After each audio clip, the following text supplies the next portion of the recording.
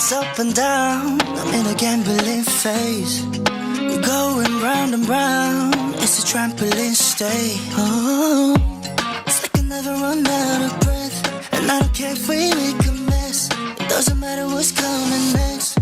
So can we just be bona fide? Girl, you got me waking up confused, lost in time. Every moment tastes like summer, can never get enough. Summer sugar kisses left behind, and I don't wanna fall in love, just wanna be yours.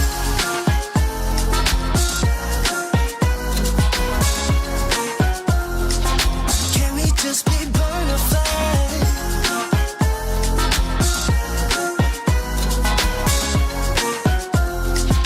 Can we just be bona fide? Get stuck in this situation and let go all inhibitions now, with no intermission. Why are you so goddamn cold? Tell me why, 'cause you know this ain't no love. So can we just be bona fide? Girl, you got me waking up confused, lost in time. Every moment tastes like summer, can never get enough. Summer sugar kisses left behind, and I don't wanna fall in love, just wanna be yours. Oh, don't wanna be your love. Oh, let's keep it on the low, keep it on the low, 'cause you know this ain't no love. I want you to be bona fide. Girl, you got me waking up confused, lost in time. Every moment tastes like summer, can never get So breaking. summer sugar kisses left behind, and I don't wanna fall in love, just wanna be yours.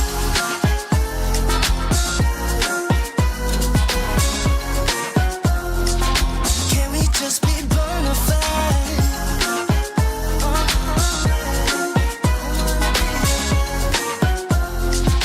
Can we just be bona fide?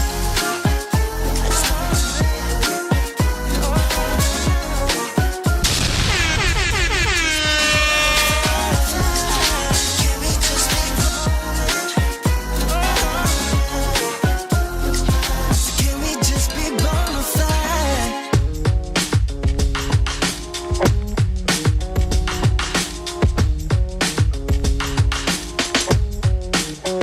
In my mouth is a desert,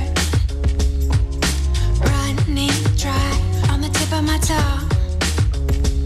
I can taste your lies, how to measure the love you throw around. I could never hold you down. One of us will have to take a bow. Feeling you so close to me, we drive around. Everlasting love, so much to go around. You got me so high, I can't come down.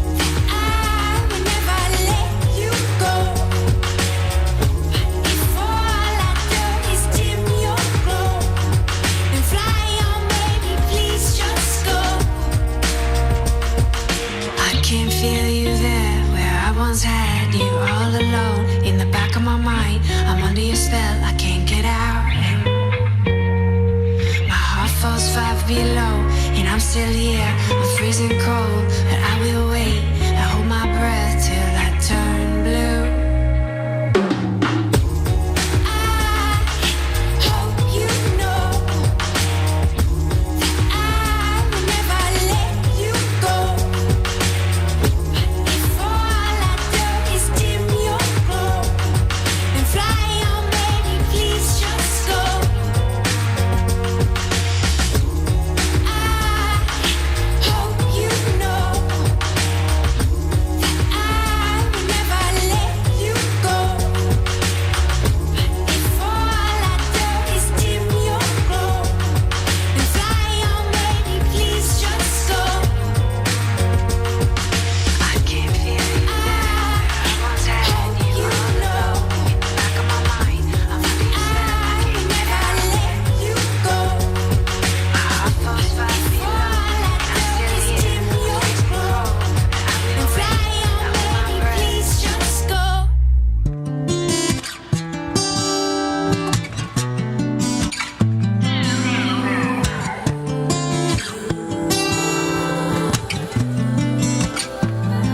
Said you needed space. Said you needed more time to think. So you went away. But you still would stay in my dream. Now you're back for more. Why you in my reality? My head closed the door. Even though my heart just won't leave. That was then, can't go back. Hurt so bad, had to block out the memory. If we try again, start from scratch. You wanna pick up where we left off, but you've been gone away. You've been gone away so long. And of course, 9 minutes past 7, it is the time. And today we're doing things differently. From wherever you are watching from and listening from, a very good morning. Happy Wednesday. It is the midweek. And we're getting rid of that midweek slump. Don't worry, we've got you covered with everything that you need in order for you to get rid of that midweek slump.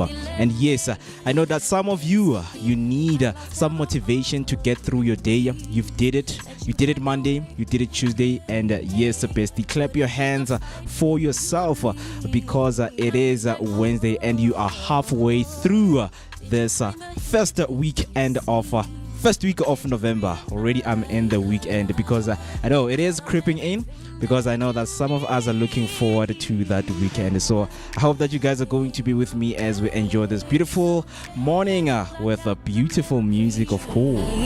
Yeah, start from scratch.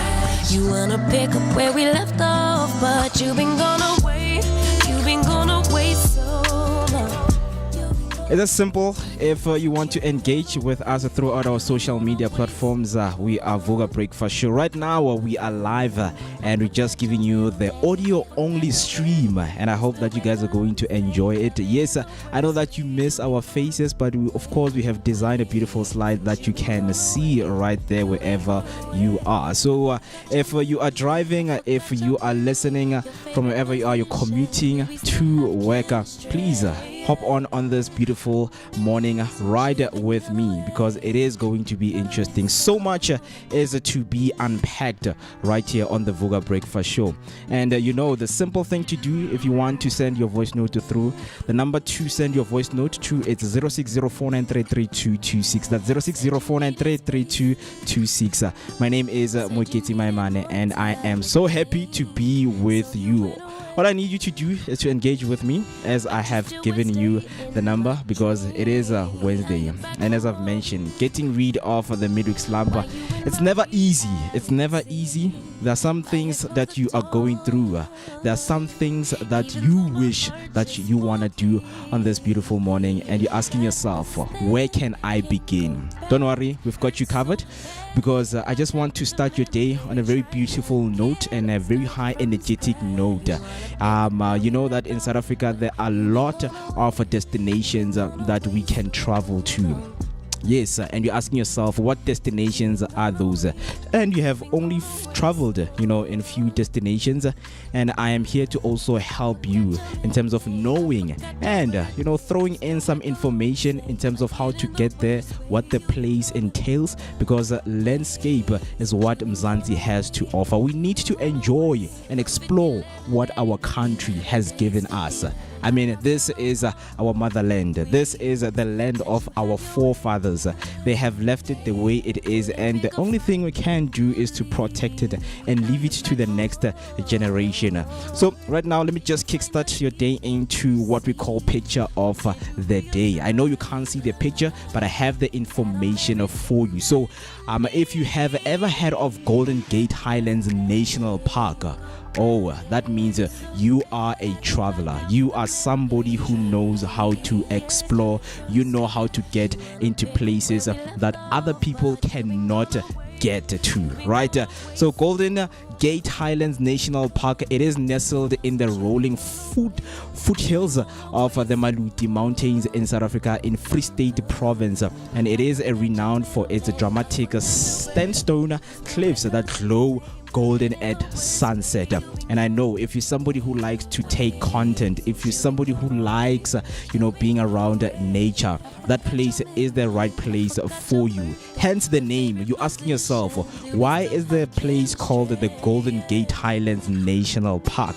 So this highland sanctuary is a haven for hikers, photographers, as I've mentioned, and nature lovers, offering sweeping vistas, rare vulture sightings, and ancient sand rock art. Its unique blend of grassland and mountain ecosystem supports diverse wildlife, including the black wild beast eland and the endangered bearded vulture. Right, that is the Golden Gate Highlands National Park. That is the place that we're going to be highlighting on this morning, because festive is creeping in. A lot of you are looking forward to travel to different destinations. Of course, I'm here to help you to get into those destinations, and you're asking yourself, man, how do we get there? Because Free State is far. Don't worry, we've got you covered, man. There's what we call the Topical shuttle services, right? They've got all of your needs in terms of you traveling and getting there safe. I know that transport and logistics seems to be a problem for most of the people when they have to travel to their designated destination. But don't worry, Topical shuttle services, they've got you covered with everything that you need. Like it in the worst way, you've been gone away. Since you've been gone away, you've been gone away. 11 days, 11. I lost count of all of the weeks that you have your way. Wouldn't pick a fight when you'd leave. Now you're back for more.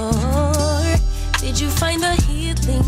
We have so much that is lined up, and I hope that you guys are ready for this beautiful Wednesday morning. And as I've mentioned, that you can connect with us throughout our social media platforms. Right now, we are live on YouTube. The only thing that you need to do is to use the hashtag Vooka Breakfast Show, or send your voice note to tell me how are you doing this morning. Are you awake?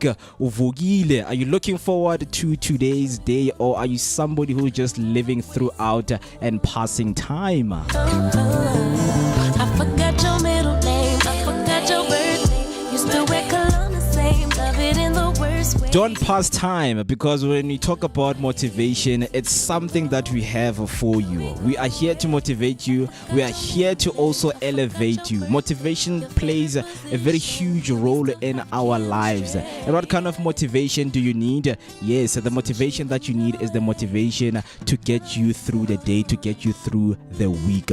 As I've mentioned, it's time to get rid of that midweek slump. And you're asking yourself, what midweek slump is that? For most of us, it's different. Right now, we have our matriculants who are writing. If you are a student, you're a school learner, you're at home, you're listening right now, and you're thinking that, you know what, Mo, I have so much stress because my exams are actually stressing me out. So how do I get rid of that midweek slump? Don't worry, bestie, I've got you covered. You're traveling to work, there is a lot of burden you're thinking about right now. Burden that you have got from the weekend, or burden that you've got from the last day, which was yesterday, Tuesday. Choose you.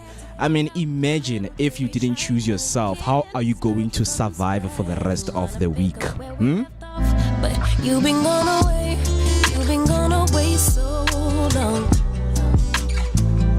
Since you've been gone away so long. I forgot your middle name, I forgot your birthday. You still wear cologne the same, like it in the worst way. You've been gone away. Since you've been gone away, you've been gone away. And yes, talking about the inspirational message to get you through the day, don't worry, I've got you covered, because you know, man, when it comes to words, when it comes to everything that has to do with positivity, I've got you covered, because it's a Wednesday. We are trying to get rid of that midweek slump. So the message that I have for you, my friend, or my parent, wherever you are, this it reads as follows. You are not just chasing dreams, you are building legacies. Every step you take, every idea you shape, every challenge you overcome adds power to your purpose. Keep showing up with heart, with vision, and with the fire to uplift others. The world needs your voice, your story, your impact. Let today be proof that you are unstoppable. Very profound words to kickstart our beautiful morning. 18 minutes past 7, it is the time, and you're listening and of course watching to the Vooka Breakfast Show. My name is Moeketi Maimane, aka Max for maximum temperature. I am the son of Mother Nature, and let me help you to kickstart that beautiful morning of yours. Not only just morning, but a Wednesday morning. Right here, Wednesday morning, we highlight a lot of things. It's Know Your Right, it's Sports Wednesday. And speaking of sports, if you are a Kossie fan, if you are a Liverpool fan, I know that you woke up on a very beautiful day, because so much when it comes to sports has to be unpacked, because I'm a huge follower. There's some of the things that I also want to talk about in terms of what sports can do to us as human beings. And speaking of what can sports do to us, it also leads me to talk about the national day that is being celebrated today, which is the National Stress Awareness Day. What's stressing you the most right now? If you are listening and there's something that you want to talk about, but there's no one that you can talk to, don't worry, I am here to talk to you. You can just leave your comment on YouTube, or you can just come in right there on my number by dialing in 0604933226 and send your voice note to say, you know what, Mo, this is what's stressing me on today's morning and I don't know how to deal with it. I forgot your middle name, I forgot your birthday. You still wear cologne the same, like it in the worst way. You've been gone. Still on the note of giving you profound words, I know that some of you guys have beautiful quotes that you want to share with us, but don't worry, when it comes to quotes, we've got you covered. The quote that we have on this morning for you is, your story is unfolding. Write it with courage, edit with grace, and publish with pride. See, or did you realize that I'm everything that you need?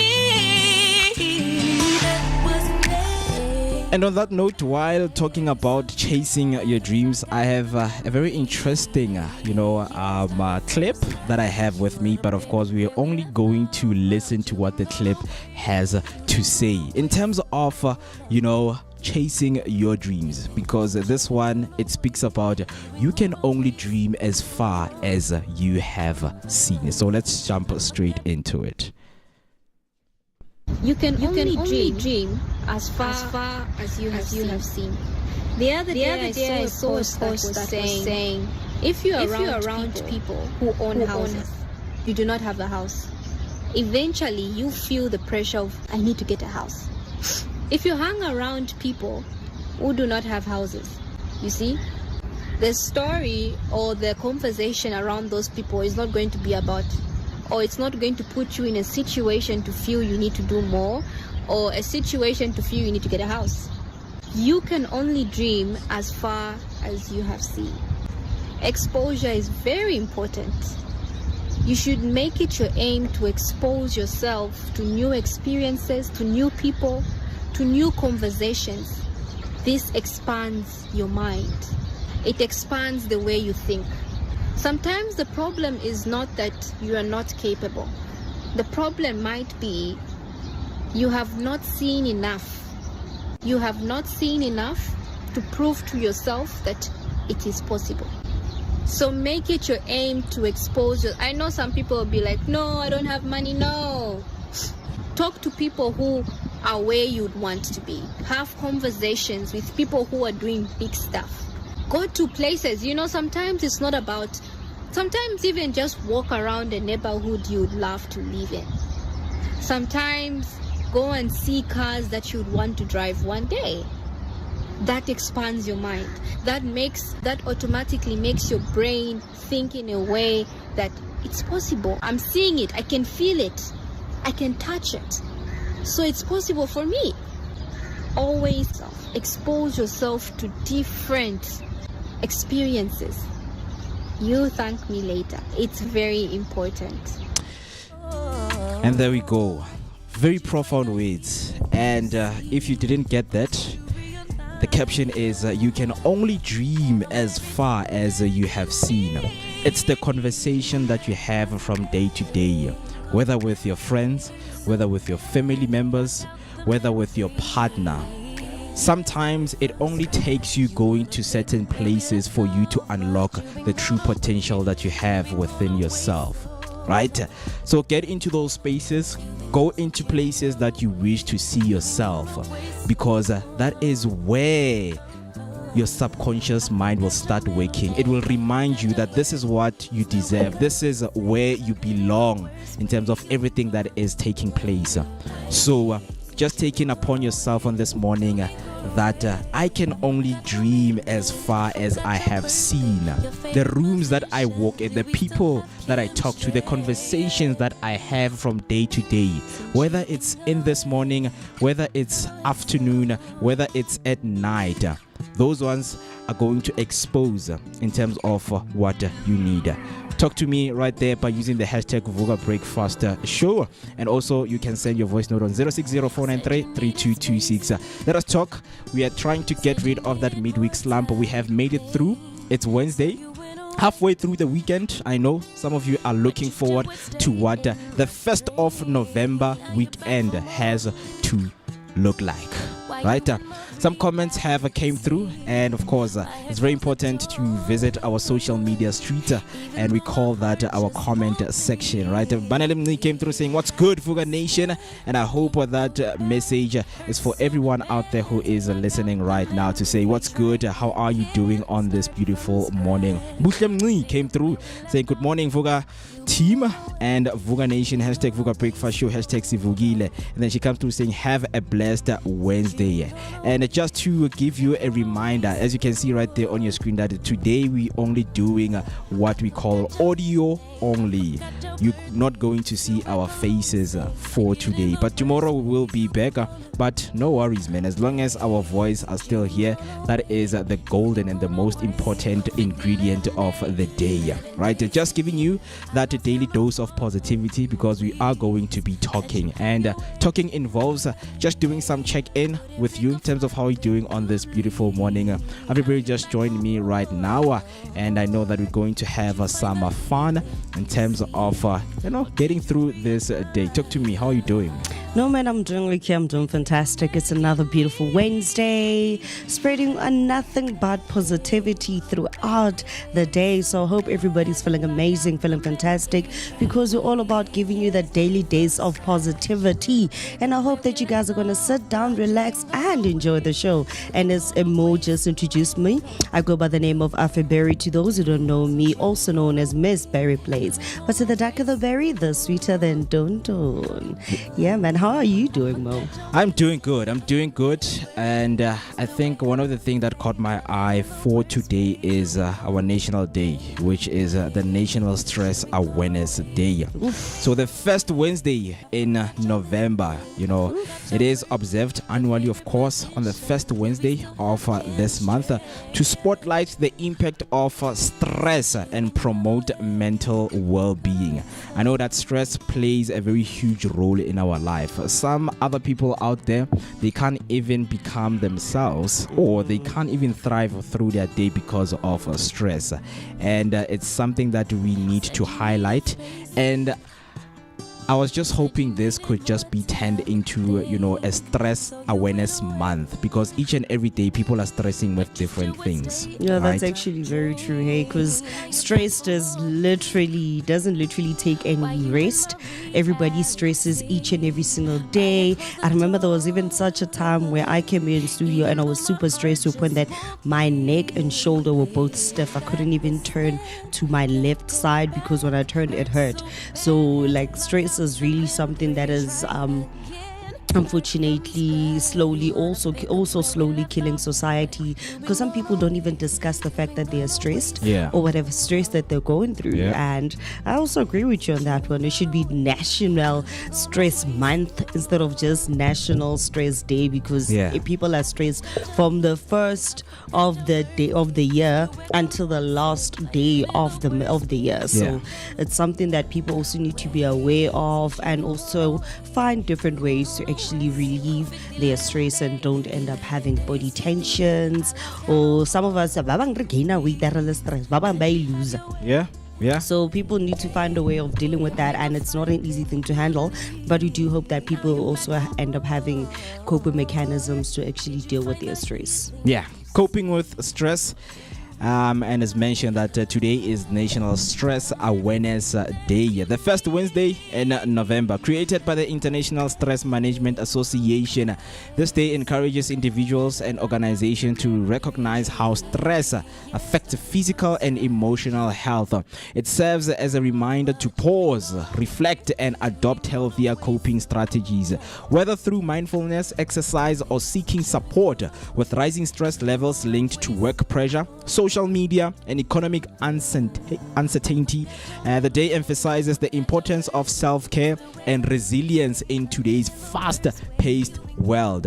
And talking about that, we know that one of the most important thing in your day-to-day task and activity and what you need to do is to use your free time to improve your quality of life. Right? The quality of life is the most important thing that one needs to take care of. 29 minutes past 7, and of course, man, still bringing you all of the good vibes right here on the Vooka Breakfast Show. Hashtag Vooka Breakfast Show is the hashtag that you need to use just to get through the day. It is a Wednesday. We're getting rid of that midweek slump. For now, let me just play some music, and then I will be back shortly. This wasn't all for nothing. I should've known better than I did. I should've known better. Love's love, man. I should've known better than to give my all. It never works out for me. Could've kept it at a friendship. No hard feelings, no bad endings. Now look at where we are. Old familiar restart. Put the cards on my heart. Welcome back till the sad girl part. I should've known I'm better off alone.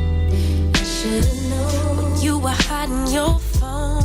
I should've known that time would show me your true colors. I feel I would play the fool. I should've known you would break our rules. I should've known you wasn't ready to be a lover for real. Could've kept it at a friendship. No bad endings, no hard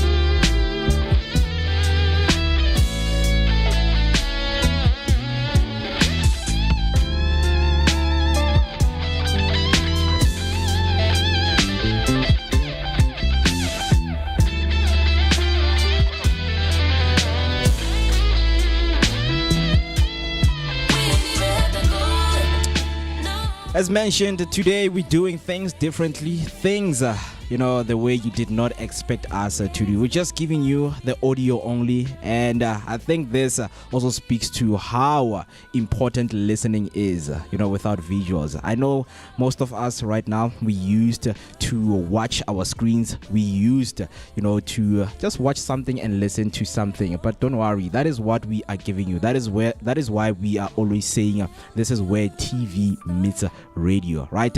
So today we're just giving you the radio format, and I hope that wherever you are, you're going to stay with us. Just put your phone aside or just put it on the loudspeaker and let us have a conversation. It is very important for us to talk about the things that are bothering us. Good morning. I hope that you guys are good on this beautiful Wednesday morning. My name is Moketi Maiman. I'm together with Afriberry because we are about to give you that and get rid of that midweek slump. Talk to us by heading over and using the hashtag Vooka Breakfast Show right there on YouTube. Share the live with your loved ones. And you can also send me a voice note on the number 0604933226. That is 0604933226. And of course, man, the conversations that we always have from day to day, they involve some of the guests that come in the show and share with us in terms of what they do. So today we're going to be in conversation with the Soweto Basketball Academy. And you're asking yourself, man, who is responsible for the Soweto Basketball Academy and what does he do? So we're going to be sitting with Umunwabisi Dlamini right here. So he will be joining us later. And there is a lot that they are doing in their academy, right? This academy was founded in the heart of Soweto. The Soweto Basketball Academy stands as a testament to the power of sports in transforming lives and communities. Established with the vision of creating a nurturing environment for young athletes, the SBA has dedicated itself to developing talent, promoting education, and fostering a sense of community. The Academy's influence extends beyond the basketball court, impacting lives and bringing hope to countless individuals. And if you are someone or a resident in one of the Soweto townships, have you ever seen a basketball court or have you ever played basketball? Because this is the sport that is commonly rare in our townships, and you're asking yourself, how is it possible that we have a basketball academy while even the market of basketball in the sports industry of South Africa is quite rare? So he is going to be with us.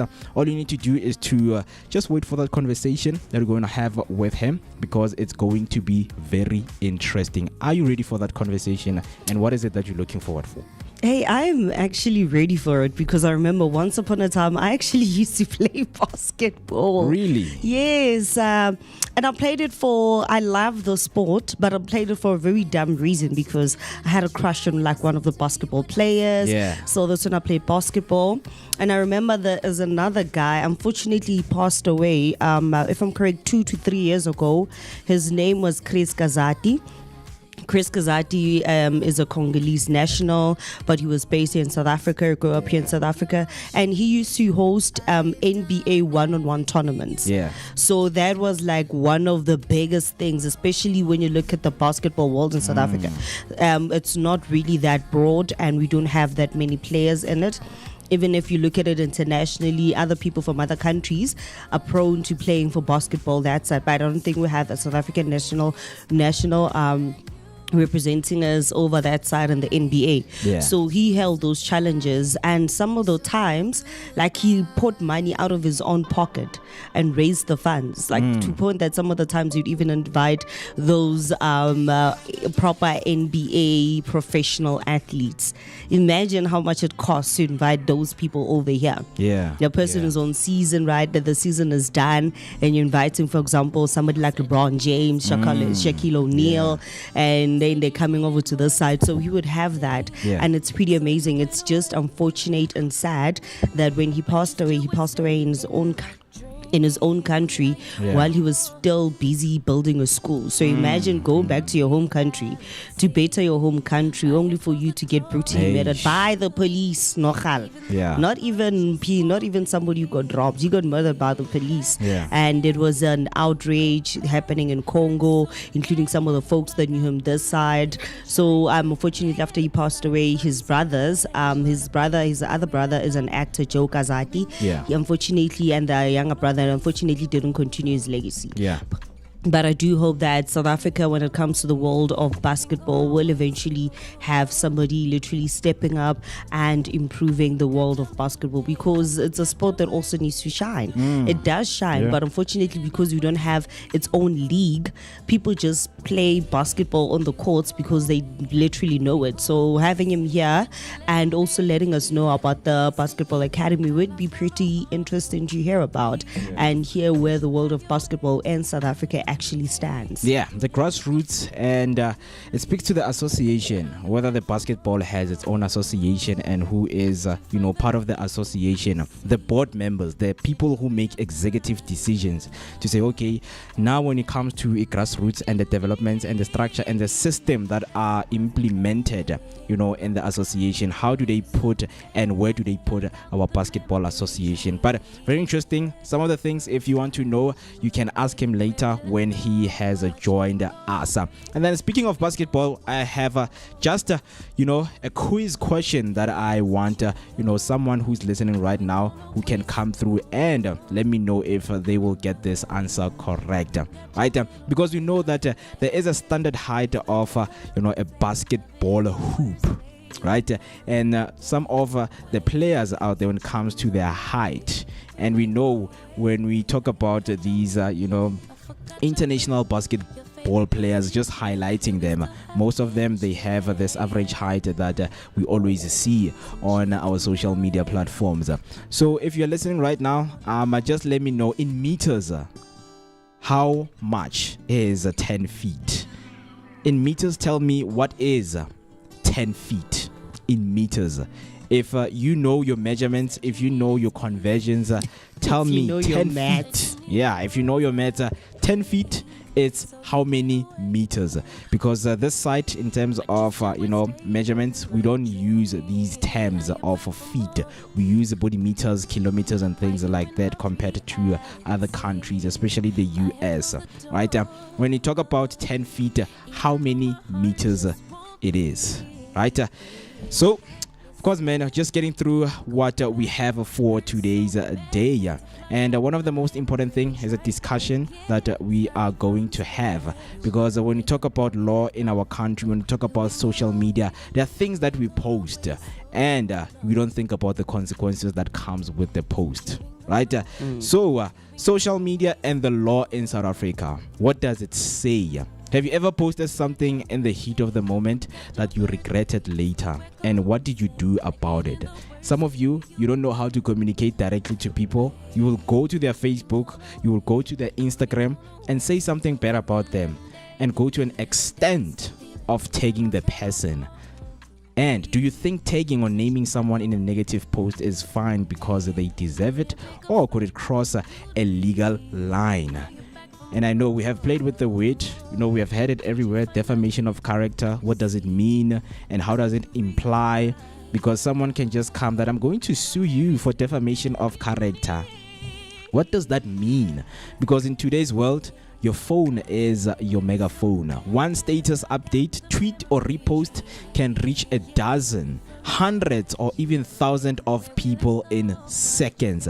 But what happens when your finger slips or your emotion takes over? Suddenly, you are in a legal territory you might never have thought about. The line between free expression and unlawful conduct is thinner than many realize, especially here in South Africa, where the laws around online behavior are becoming more robust. So that is a conversation we're going to have in terms of, social media and the law. Some of us, we post things not thinking about the repercussions or what the law has to say about that. Right? As I asked the question, a quiz, I am still waiting for an answer, but I see that some comments are coming through right there. I'm going to start with Mbali Mni saying, good morning, team. Good morning, Bali. Hope that you're doing good on this beautiful morning and hope that you're enjoying the audio-only stream. All right, don't worry, we will be back with visuals tomorrow, but today we're doing things differently. I just want you to lend me an ear. And then she comes through and say, hope you guys have a lit one today. Yes, we are indeed going to have a lit one. We're getting rid of the midweek slump and we are halfway through the weekend. So, being halfway through the weekend comes with a lot of planning. What is it that you want to do on the weekend? And especially it's the first weekend of this month. Festive is creeping in. I know that some of you are still planning some of the things. Not only things, but good things are looking good ahead of you. Nelly Swasklare comes through saying, good morning, Vooka Nation. Sivugile, guys. Hashtag Vooka Breakfast Show. Happy Wednesday. Yeah, happy Wednesday to you, wherever you are listening from. And thank you so much for joining us. Hope that you're going to be with us throughout as we are going to talk. Today is all about talking. Let's talk. Let's brat. Asikulume. Let's talk. Do you remember that show on SABC? Yeah, on SABC One. Asikulume. Let's talk. Because it's Kati Sokuluma. Yes, we don't have so much, visuals to show you. We're just going to listen to each other. And speaking of listening to each other, you can send me a voice note on 06049333226. That's 06049333226. Miss Q Rams coming through saying, good morning and happy Wednesday. Good morning, Miss Q Rams. Hope that you're also having a good Wednesday morning and you're getting rid of that midweek slump. Right? And then I asked the question, to say, in South African meters, how much is 10 feet? Or how long is 10 feet, if I can put it like that, right? And then Neliswa said 100 meters. It feels like we're running a marathon now. And she said, I am just guessing. And let me tell you something, Neliswa. You guessed, and your guess was absolutely correct.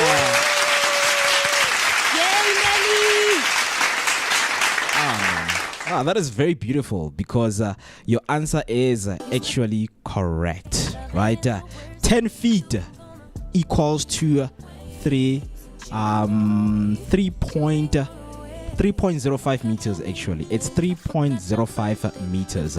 So anyway, if you want to boast, when you hear someone says 10 feet, this thing, this court, this hoop, whatever that they're showing you, when they say it's 10 feet, just know that the correct answer is 3.05 meters. Because we need to convert the 10 feet to meters. So 3.05 meters is the correct answer for 10 feet. Right? And going back, because I see some of you are joining in, we're talking about National Stress Awareness Day. Right? As mentioned, that this day was created by the International Stress Management Association. This day encourages individuals and organizations to recognize how stress affects physical and emotional health. And right now, as speaking, are you stressed? And what is it that is stressing you right now? Let's talk as Kulumane. Is there anything that's stressing you right now? That are you working on? For me, it's probably getting money for impahlas at Christmas. Yeah. Okay, so luckily one of my other aunts kind of met me halfway with that. When I got home, they told me that my other aunt bought impahlas abantwana. But unfortunately, I need to top up because she also got the sizes incorrectly. Oh. But I get there, she was literally just coming out as a family member, as an aunt and a grandmother to my son, and also trying to help. Yeah. So at least she made me halfway. Unfortunately, given the size, the shoes for my son actually even a bit big. But which is shoes that he's probably going to wear next year. Yeah, But I'm yeah. grateful for that, because at least now I know that in terms of clothes, maybe I need to buy him like 2 long pants and maybe 1 pair or 2 pairs of shoes. Then I'll head over to my my little brother. Yeah. Then I know that I need to top up his t-shirts and top up some of the other things. So it's basically just topping up on what she got. As much as some other things are like big and they can't wear this December, Yeah. at least they'll wear them next year. So for me, it's the thought that counts, because me, my grandmother literally raised me with the knowledge or a grace or certain way of being humble in actually acknowledging the fact that people thought of you. Yeah, Whether the yeah. gift came a size too small or a size too big, it's the thought that counts. And for that one, I'm pretty grateful, and thank you very much. I'm happy for those ones. I'll just have to top up here and there. Yeah. And the question still stands, man, if you are listening right now. What is it that is stressing you, my bestie, my friend, my sister, my father, grandfather, forefathers? Because you know, some of you are alive and you are our forefathers, right? You are listening right now asking yourself, Uthini lo mshana? But I'm asking a very important question right now on this morning. What is it that is stressing you, and how are you coping with that stress? Right, as mentioned that today is a National Stress Awareness Day. Right, it serves as a reminder to pause, reflect, and adopt healthier coping strategies. There is so many things we wake up to. There's so many decisions we want to make all at once. And what causes stress is one of the most important questions that we need to ask, to say, okay, whatever that is stressing me right now, what is the root cause? Because I think most people, they are in denial with the root cause. Maybe with everything that is happening right now, you are the root cause and you're just scared of facing yourself. To say, you know what, I know that I am the benefiting factor of this whole thing, of me going through some stress. And I don't even have ways of dealing with my stress. And I know you're asking yourself, Mo, what is it that is stressing you? Na Zulu people are stressing me. Zulu people are stressing me. Okay. And the reason I'm saying that, I just have an audio that I want to play right now. And you will understand why I say Zulu people are stressing me. When they said Zulu people are stubborn, I never really understood it until I heard the phrase awungitsheli lokho. Because what do you mean angitsheli lokho? Ngiyakuchazela nje na. I am telling you Londo. When they said Zulu people are stubborn, I never really understood it until I... So you didn't get that? It missed me. So he's basically saying when they say Zulu people are stubborn, he understands, because whenever he asks them or tell them something, a Zulu person will respond and say, "Awungitsheli lokho." Hey, yay! They literally don't want to hear anything. Abafuna uzwa lutho, especially makubona kahle ukuthi yena uright lento ayisho imake sense. Yeah. Ngiyakutshela lokho phela. Awungitsheli Lento lokho. ngitshela yona ngiyakutshela phela. Yeah. I'm like, okay, but why are you so stubborn about something so simple?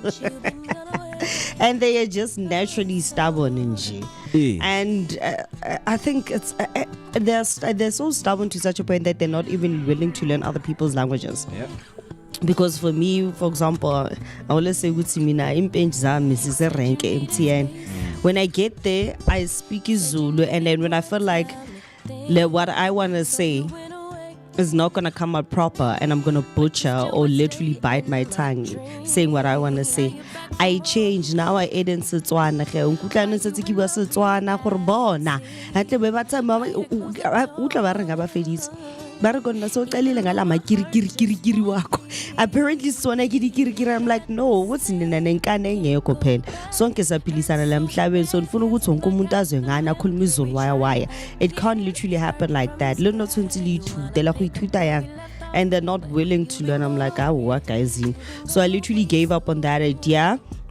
And because they think that they can also just be the only stubborn people, then I'll also turn around and show them that, you know what, I can also be stubborn. And then give a stubborn no,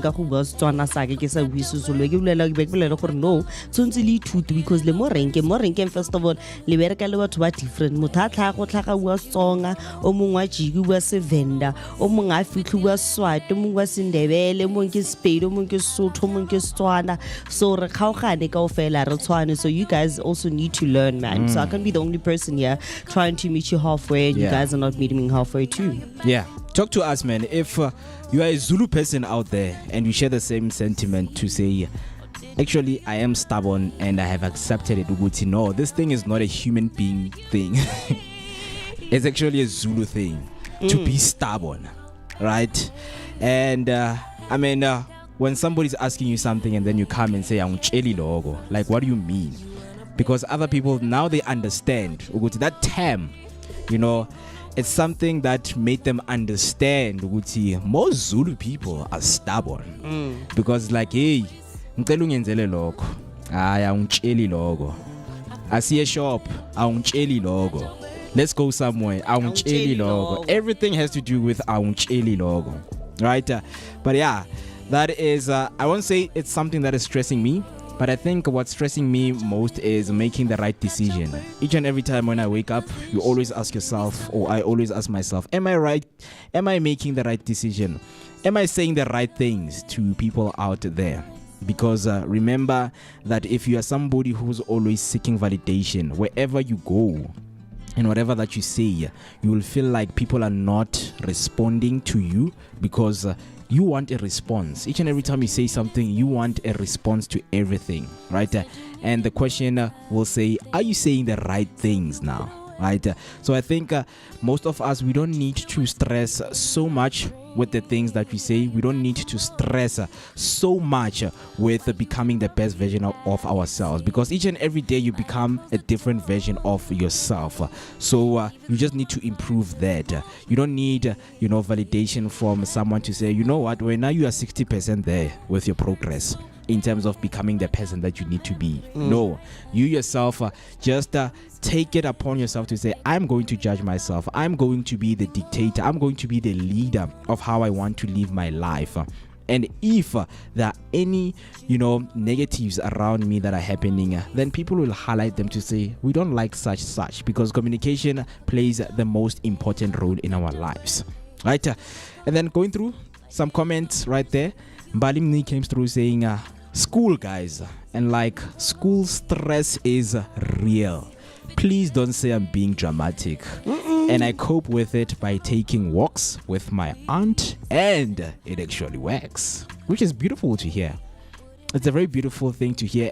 And trust me, we're not here to judge you. School stress is real and it's there. It's just that our parents cannot see it. It's not evident. I mean, if you are someone who has facial expressions, or maybe your skin color changes, where now when you have stress of school, you become black or you become pale, then we can say school stress is evident. I don't think it's not about them not understanding. It's about them always telling us that phela mina nami ngifundile ngiye esikolweni and times differ. Now they need to accept that what they did and what we do is two different things. How they studied and how we study, those are two completely different things. They did not have to do the level of maths that we do at this moment. They did not have to do the level of vernac that we do at this moment. The same goes for the books. We still read the same books that they read, Macbeth, Romeo and Juliet, except that they also differ. There's also things Fall Apart by Chinua Achebe. There's Animal Farm. There's so many different things that we also do, even ourselves, that differ from them. They just need to understand that as times go and times goes on, the level of education actually does differ and it changes. So it's all about them just literally accepting the fact that into mina ngiyifundile ngesikhathi sami.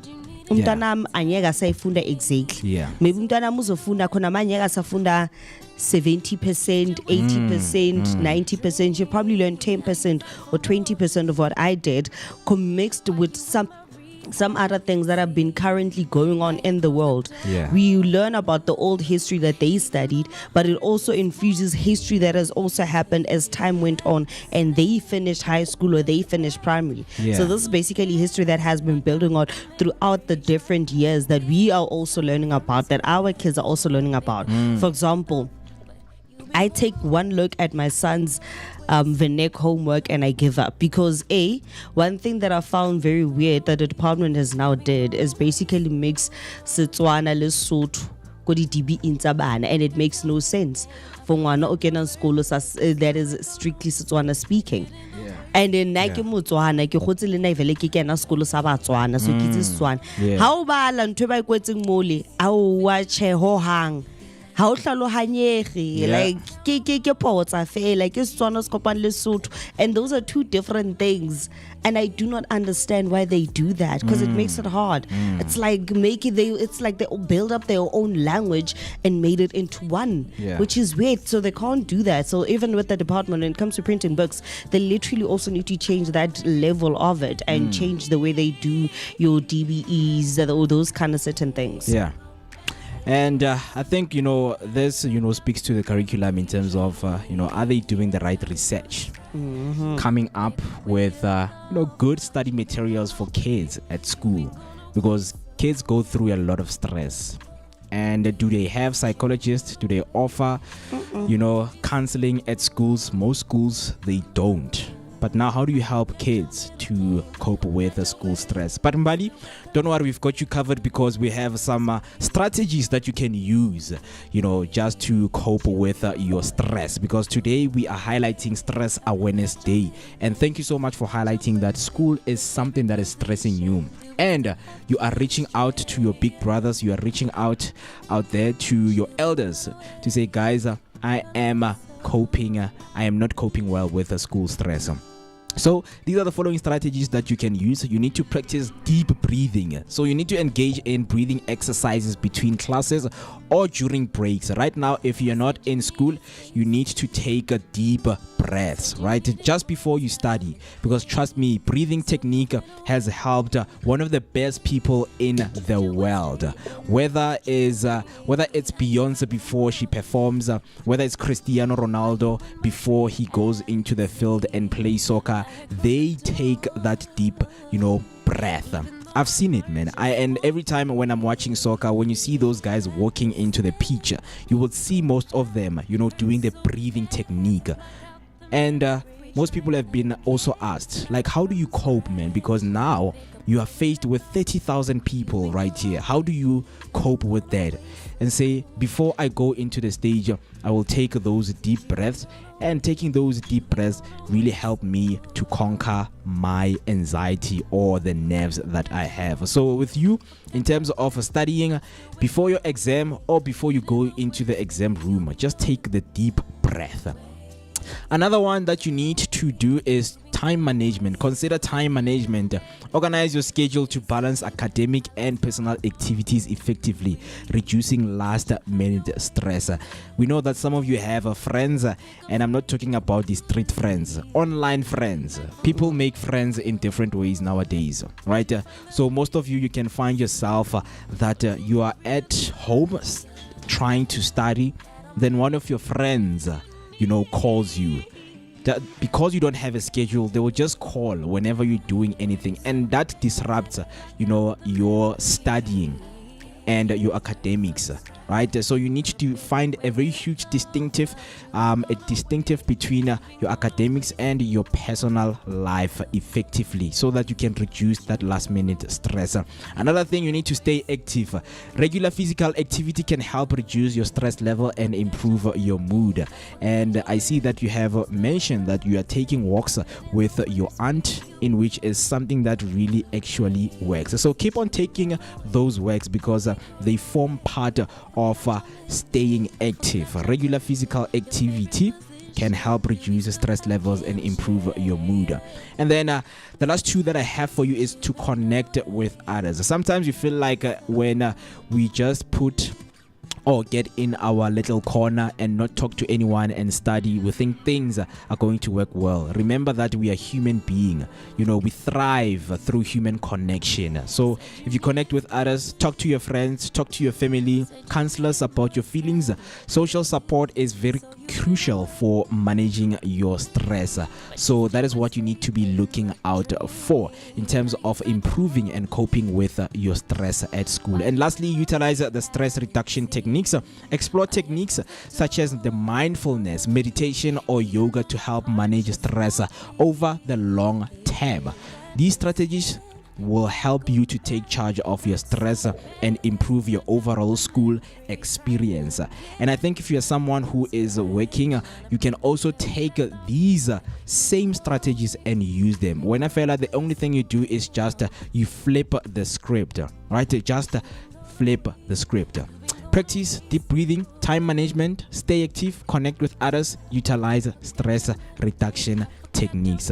With that being said, you know that we're still celebrating and we're still highlighting National Stress Awareness Day, the first Wednesday in November. What I'm going to do right now is to take a short break because we've got a lot to unpack when we come back. Let me just leave you with good music. Enjoy and vibe with us. Wouldn't pick a fight when you'd leave. Now you're back. Did you find the healing?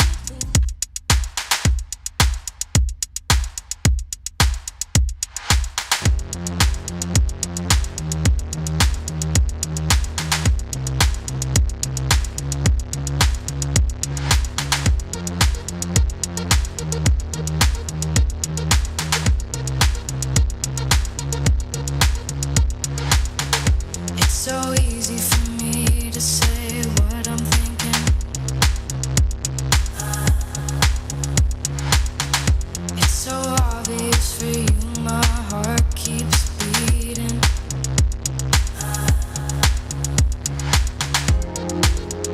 I don't mind.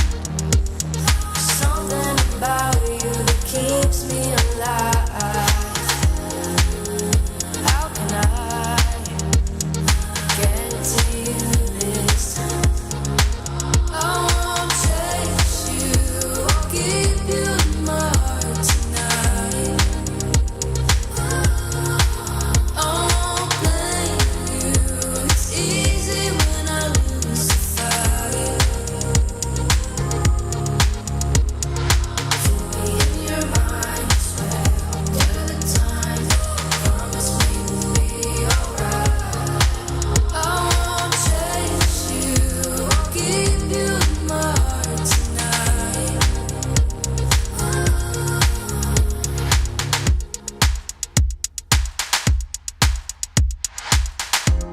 You set me on fire, kept me burning inside. There's a feeling it's telling me to run, but I won't hide. I don't mind. Something about you that keeps me alive. How can I get to you this time? I won't chase you, I'll give you my heart tonight. I won't blame you, it's easy when I lose the fight. Keep me in your mind, I swear I'll do the time. Great mornings and great vibes is what we are giving you right here on the Vooka Breakfast Show. A very good morning to you wherever you are listening from. How are you doing this morning?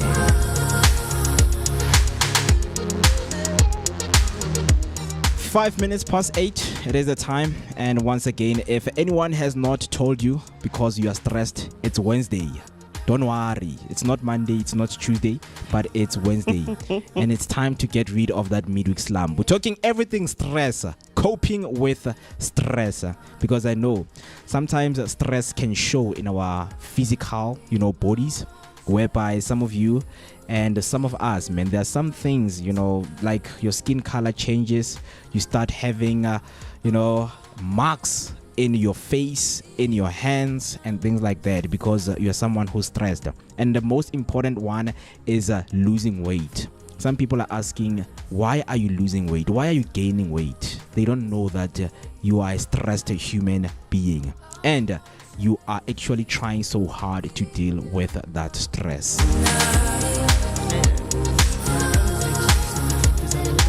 A lot of people are asking like, hey, your life is so nice. We see you gained weight. You don't know my troubles. Yeah. You don't know the amount of stress I am. Just because I gained weight, it does not automatically mean that everything in my life is going okay. Everything, it's not. Yeah. Not everything is going okay, and stress is one of the reasons why I gained weight. And for me, it's a double-edged. I think it's a double-edged sided blade, because I both lose and gain. So it doesn't matter. It hits me on different levels. Within a year, I can lose weight and also gain it again. Yeah. All because of stress. So for me, that's like one of the other reasons. People are like, no, why don't you go on a diet? I'm like, going on a diet, it's not going to do me anything. Yeah. I went on a diet and I still lost the weight. While I was still on the diet, I still gained the weight. So for me, it doesn't matter. When I am stressed, it's either I lose it or gain it. And right now, I have officially gained it. Yeah. So those are some of the things. And now you have to over-explain yourself. Yo, guys, I am stressed. Yo, guys, I'm losing weight. This and this. The least that you can do is to support that person who is going through a lot of stress, right? That's what we should be doing as human beings, guys. And I know that we deal and cope with stress in different ways. And someone coping with stress, it means taking the bottle of wine. It means taking, cigarettes. It means going out to party. It means taking a long drive, whether like I don't even know where I am going. That's what people do out there, and you will be shocked. You will be shocked at how other people cope with stress, like most and weird things in terms of how people deal with stress. Talk to us, hop in the comment section. What is it that is stressing you, and how are you dealing with that? Especially on this Wednesday, where we are from Monday, Tuesday, and we know that we are shaving off the midweek slump. It's telling me to run, but I won't hide. I don't mind. There's something about you that keeps me alive. How can I? Nelly Swashlare comes through on the comment section. Armina, guys, if I'm stressed or having a bad day, I go home and sleep. Is it a bad thing? According to you, would you say is it a bad thing to go home and sleep? No, because you all deal with stress in different ways. Yeah. So probably sleeping it off, when she wakes up, she probably wakes up with a much more fresher mind. Yeah. And she's able to tackle whatever is stressing her. Yeah. So it's different, literally different strokes for different folks. We don't all have to do it the same way. We don't all do it the same way. Yeah. For me, when I'm stressed, I think that's one thing they've also noticed at home. Like when I'm super, super stressed, me, I just walk out of the house and say I'm coming back. You just walk out without even saying anything. The only thing I say that I'm coming back, I'll probably come back after like an hour or two. Yeah. So I need to be in a different setting. I go for a walk and I go sit in a different environment, because I feel like if I'm at home and this thing is stressing me, and at that moment they're not helping me to come up with solutions, then I need a different set of an environment to actually think or tackle whatever is stressing me and try to find a much more better way of actually doing it. Yeah. So I literally just go out, find myself a nice little spot, chill there, have a woosa moment, and then by the time I come back, it's either have like maybe like a 30% solution, or 20 or 40% or 50 or like half of the solution on how to solve the stress that's stressing me. So also going out, we all deal with it in different ways. And sometimes for me, when I'm stressed, I need to go out, I need to go and hit the stage and perform. So sometimes there's literally just being on stage and performing is what makes me come back and just have that amazing woosa moment, because I literally let everything that was going through my mind or whatever stress that I couldn't solve at that moment, I let it just get out there and it feels like all the weight from my shoulders has been lifted. Yeah. So I think it goes back to answer you, Neliswa, that it's not a bad thing.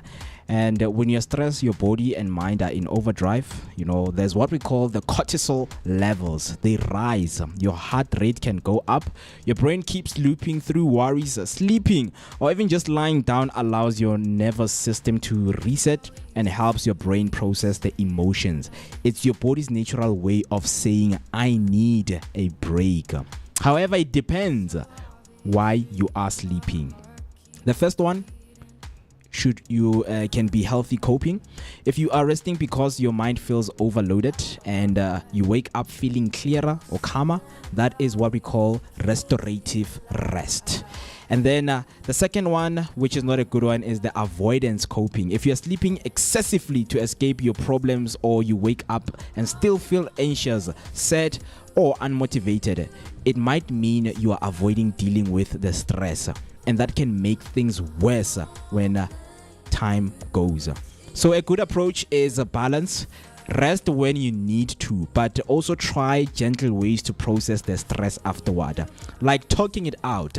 Find a friend, a close friend, whether it's your partner, whether it's your parent.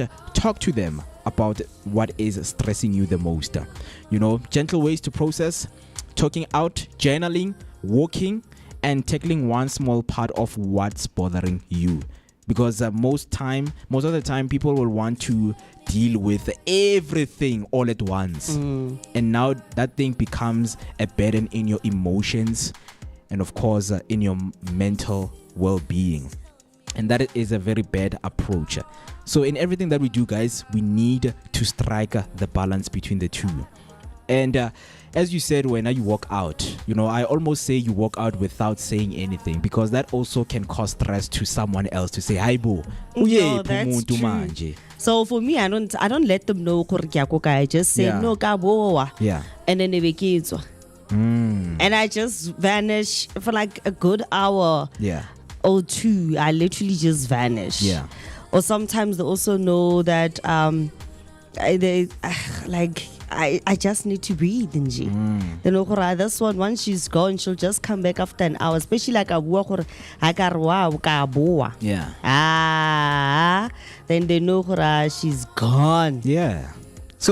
Gone. So coping with that stress, it means, or it can look as if like you're also stressing other people. And don't let it be like that. While you're coping with your stress, make sure that you're doing it the healthy way. I mean, yes, Nelly, so you can go home and sleep. But now, don't be dead sleep. Now I'm stressed. Like, is this person leaving or what? Is this person breathing while they're sleeping or what? And you don't even know how to differentiate that. So if you are sleeping, make sure that you're doing it in healthy ways. It's a healthy way of coping. Because if you are avoiding that is when people are calling you, or when phone calls are starting to come in, you're not even answering, then people start to get worried. Now they have stress about you because now you have stress. You understand? So when you're doing it in a healthy way, people are able to see that, okay, today you are stressed and you just need rest, and then they will let you rest. And then when you come back, it's like, okay guys, I'm good, I have recalibrated, I have rejuvenated, and of course I am ready to tackle what is next. What is my next challenge? Right? So it is not a bad thing to sleep, but if you are sleeping for wrong reasons, it's a bad thing. Hope that you are answered, and thank you so much for letting us know, man, that when you are stressed, you're somebody who just go and sleep. I know there are different ways that you deal with your stress, because stress has fun, right? The stress levels are not the same. There is work stress, personal stress, and professional stress that you go through from day to day, right? Zinzi came through on the comment section saying good morning to Vooka Academy and the team. Sivugile and feeling the midweek slump. I just can't wait to go on a leave. Woo! Hashtag Vooka Breakfast Show. And that's what we're discussing. December right here. Is calling. Right? December is calling, man. December is calling. And Zinzi, thank you so much for hopping in the comment section. And if you just joined us right now, we're talking about the National Stress Awareness Day that is being highlighted right now in South Africa. And this day is, of course, observed annually on the first Wednesday of November. Spotlight the impact of stress and promote mental well-being. Created by the International Stress Management Association, this day encourages individuals and organizations to recognize how stress affects physical and emotional health. It serves as a reminder to pause, reflect, and adopt healthier coping strategies, whether through mindfulness, exercise, or seeking support. With rising stress levels linked to work pressure, social media, and economy, the day emphasizes the importance of self-care and resilience in today's fast-paced world. Let me know what's stressing you right now and how are you coping with the stress, right? Zinzi comes through saying, wishing you all a blessed day. Thank you so much. We also wish you a blessed day. And we wish that, you know what, when you get that leave of yours, you enjoy and you rest. Imagine being stressed while you're on leave. Woo, what a waste and what a wow. You can't be. It can't be. You can't stress, guys, while you're on a leave or a vacation. Someone took the whole year to plan a vacation. The next thing, when they get there, they are bored. They are stressed. Then what was the whole point of what was the whole point of planning that whole vacation or the trip? You know, it works vice versa for some people. Yeah. Some people, instead of them relaxing on a vacation, they end up literally carrying their stress. Imagine. And then sometimes you find that they deal with their stress much more better when they're not on vacation. So that's also something that people also need to consider, that sometimes when you literally still are on vacation and you're still stressed, it's not because you didn't want to get rid of that stress, but that's just who you are. Yeah. And stressing is a part of your life, because there are some people just are unnatural stresses. Yeah. We just stress over the littlest thing ever. And then some of us are just literally overthinkers. So sometimes instead of enjoying your vacation, because you're a natural overthinker, it becomes a bit hard because your brain is literally always thinking. Yep. So but we just hope that people end up finding the different stress reliefs that they actually need, man. Yeah. And then Zinzi comes through saying, one thing about me is that when I am stressed, I think I will lose weight. Kanti dololo. I think too much when I'm stressed and disengage. And it's something that it depends, right? Because I think I've went through that when I was in my high school, grade 10, grade 9. Woo, the stress levels there, and it made me lose weight. Because now, in terms of your metabolic factors, they change. But you're asking yourself, why do other people don't lose weight when they're stressed? This is primarily due to stress-induced appetite reduction and hormonal changes, nervous body movements, and metabolic factors like the cortisol production and the gastrointestinal disruption. Right? So these are some of the heavy ways right here to say, why is it that you do not lose weight? But now is, why do some people lose weight under some stress, right? Because you might find out that for each and every time when you're stressed, you lose weight. So stress can have a significant impact on your weight loss, with chronic stress leading to weight gain over time due to the promotion of fat. This is primarily due to stress-induced, the one that I have just read now, the hormonal changes, and the factors like the cortisol production. Stress can cause weight loss or gain due to its effect on bodily processes, such as the production of high cortisol levels, which can lead to increased hunger, desire for unhealthy foods, and fat storage, particularly around the abdomen. Right? So stress can also interfere with weight loss efforts, as many trying to lose weight may not see a change in the weight due to their body stress response. High cortisol level caused by stress can affect the digestive system and nervous system, and leading to weight loss. In some cases, stress may lead to weight loss in some people, while in others it may lead to weight gain. Right? So I think for most people out there, when they're stressed, they gain weight, right? And it's something that we've just mentioned right now. And we know that others, when they're stressed, they eat a lot of food. You just become this obsessive eater, and now it leads you, and you don't even pay attention to the things that you eat, and you end up consuming a lot of fat. Stress eating. Yeah, stress eating. So that's one of the benefiting factors that can make you gain weight when you are stressed. And then Zinzi comes through saying, but somehow me listening to music is my coping mechanism as well as taking walks. Oh, guys, taking walks is one of the best things you can do to yourself. Just out there, fresh air, because now you're just participating in nature, right? In the natural process, because most of us, we need to connect because we are interconnected with nature. If you go out in the mountains, in a national park, and just listen to music or do what you love. There are people who go out and read books while they're in parks, right? Because they enjoy the environment, they enjoy what is going through around them. Right, so those are some of the things that you can do just to reduce your stress levels. But we know that there are ways of coping with stress. And one other thing that I have, according to psychology, theories about coping with stress. One of them, and it is the most popular one and widely accepted theories, is the transactional model of stress and coping, developed by Richard Lazarus and Susan Folkman. According to this model, stress results from an individual's assessment of stressor, its threat, and whether they have the necessary cognitive and behavioral resources to manage the stressor. Based on this assessment, our coping mechanism and psychological responses to stress are triggered. The model suggests that coping strategies can either problem-focused or emotion-focused. Let me start with the problem-focused coping. It involves actively addressing the stressor, while the emotion-focused coping involves managing the emotions and associated with the stressor. So that is what we are discussing on today's day. So many things that are just being discussed right here. All you need to do is to hop on in the comment section and let us know what is stressing you on today's day, because today is a National Stress Awareness Day. We are highlighting some of the things that you can do just to cope with your stress. What is it that is stressing you? And how are you coping with it? 23 minutes past 8. It is the time. Let us just take a short break, listen to good music, and then when we come back, we continue with our discussions right here.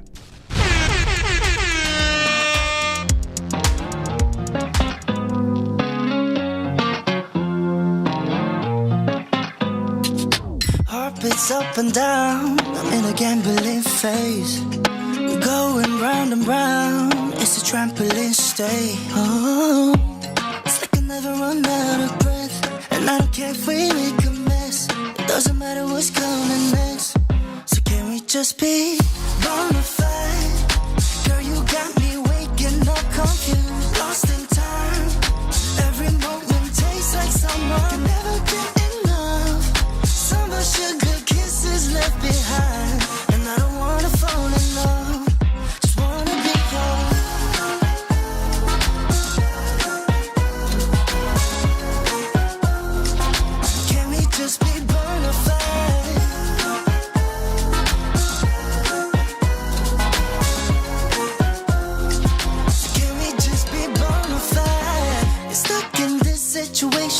And let go all inhibitions now, with no intermission. Why are you so goddamn cold? Tell me why, 'cause you know this ain't no love. So can we just be bona fide? Girl, you got me waking up confused, lost in time. Every moment tastes like summer, can never get enough. Summer sugar kisses left behind, and I don't wanna fall in love, just wanna be yours. Oh, don't wanna be your love. Oh,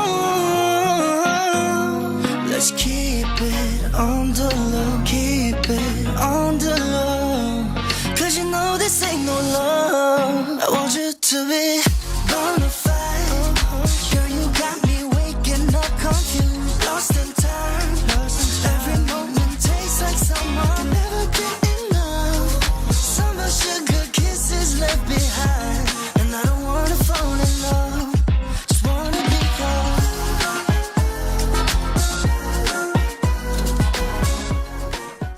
25 minutes past 8, there's a time, and you're still listening to your favorite morning breakfast show, the Vooka Breakfast Show. It is your energetic start to your day, accompanied by a daily dose of positivity.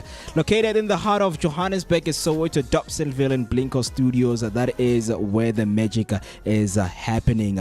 Join us on the conversation and, of course, the engagement that we're having right now, talking everything stress levels. And the conversation that is going to follow up, it involves social media and the law. What does the law say when you are defaming someone? Maybe someone made you angry and you posted something bad about them. You even put their picture.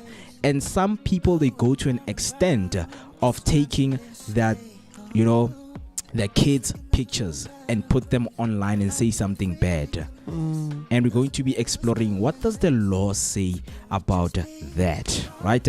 Stay with us. Share your thoughts and your sentiments by using the hashtag Vooka Breakfast Show. If you want to send your voice note, you can just send through on the number 0604933226. 0604933226. Still having a great time right here. My name is Mwikiti Maimane. I'm together with Afriberry, just getting rid of that midweek slump because it is Wednesday, the 5th of November. 5th of November, and you're asking yourself, how many days are we left till we end 2025? 2020 vibes. That's how it was labeled. That was the theme. And I'm going to ask you, did you have the vibes for that 2025? It's something that we're going to be talking about, right? Just keep that in mind. 8:30, I'm going to give you your latest news headline in terms of what is going on. But we're going to give you the sports recap in terms of what has been happening, and you will share your sentiment. But most important thing talking about is stress levels. How are you managing your stress? Because today is a National Stress Awareness Day. So I have an audio right here with me. This friend of mine was like, you know what? Because, man, TikTok has our psychologists, our counselors. They talk to us, man. That's why most of us love this platform. This guy was like, let me remind you, peace comes when you realize that everything that's out of your control should be out of your mind too. I just need you to take a listen to this. Peace comes when you realize that everything that's out of your control should be out of your mind too. Okay, because half of what's stressing you out isn't even your job to fix. Okay, you're out here trying to manage people's opinions, emotions, and decisions like you're their personal customer service rep. You can't keep losing sleep over things you never had power over. Okay, if it's not your choice, it's not your chaos to carry. You understand me? Okay, some of you pray for peace, but then pick your anxiety right back up after you say amen. Let it go. God's not your assistant. Okay, He's the manager. Okay, you can't control how people treat you. You can only control how long you let it bother you. And yeah, it's easier said than done, I know, but so is peace until you practice it. Okay, so this week, let it fall off your shoulders. Okay, stop chasing what's running from you. Stop fixing what's not yours to fix. Okay, because sometimes the most productive thing you can do is absolutely nothing. Let me remind you. I hope that you had that, man. I hope that you had that. It's very profound.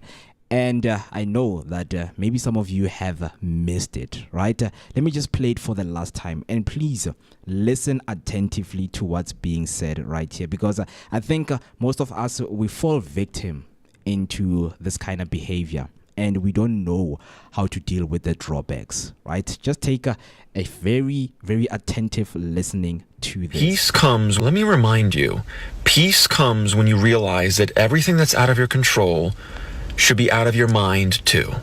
Okay, because half of what's stressing you out isn't even your job to fix. Okay, you're out here trying to manage people's opinions, emotions, and decisions like you're their personal customer service rep. You can't keep losing sleep over things you never had power over. Okay, if it's not your choice, it's not your chaos to carry. You understand me? Okay, some of you pray for peace, but then pick your anxiety right back up after you say amen. Let it go. God's not your assistant. Okay, He's the manager. Okay, you can't control how people treat you. You can only control how long you let it bother you. And yeah, it's easier said than done, I know, but so is peace until you practice it. Okay, so this week, let it fall off your shoulders. Okay, stop chasing what's running from you. Stop fixing what's not yours to fix. Okay, because sometimes the most productive thing you can do is absolutely nothing. Very profound. You'll let me know what you think right there at home, because you are someone who has fallen victim of managing how other people feel, like their emotions. Do you know how stressful it is to deal with other people's emotions? Not just to deal, but with handling their emotions in general. That is very difficult. So this week, just getting through that midweek slump, just let it shrug off your shoulders, man, and let God be your manager.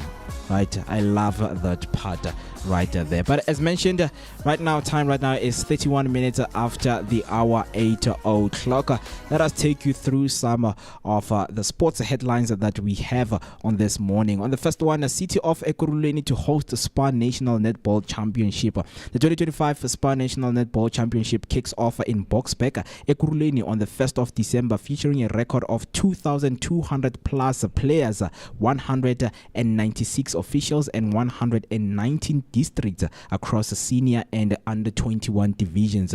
The event will commemorate World AIDS Day on the 1st of December and the International Day of Persons with Disabilities in the 3rd of December. With the Deaf Netball tournament included, absent Proteas will be in camp for the African Cup, while baby Proteas return from the Youth World Cup. Beyond netball, the championship spotlight campaigns to end GBV and end period poverty, with SPAR investing over 7 million annually in victim support and sanitary pads drive. Now heading over to football news, Tembazwane welcomes Mamelodi Sundowns CAF Champions League draw. Mamelodi Sundowns captain Tembazwane welcomed their CAF Champions League Group C draw, which puts them against MC Alger, coached by ex-Sundowns boss Rulani Mokoena, Al Hilal of Sudan, and Saint Oloi Lupopo of DRC Congo. Zwane said Sundowns are comfortable with the group and confident in their squad quality, stressing the need to bring their A game. He praised Mokoena as a good coach and human being who helped players grow during his tenure. Group matches run 21 to the 30th of November, with the final round set for the 30th to the 15th of February after the AFCON breaks. On your last one, Elroy Gallant targets major marathon abroad in 2026. Elroy Gallant capped a stellar season by breaking South Africa's 26-year-old marathon record with 2 hours, 5 minutes and 36 seconds in Hamburg, adding a half marathon personal best of 1 hour and 22 seconds and defending his Tembisa Mile 10-kilometer title. Despite a disappointing 33rd at the World Championship, he drew lessons from the experience and accepted setbacks as part of growth. After his wedding later this year, Gallant will reset before targeting a major international marathon in April-May 2026, aiming to improve further. His Tembisa Mile participation underscored his commitment to township races and inspiring youth through community running. That's all for your sports news. You can let us know what you think right there by using the hashtag Vooka Breakfast Show, or send us your voice note on 060-493-3226.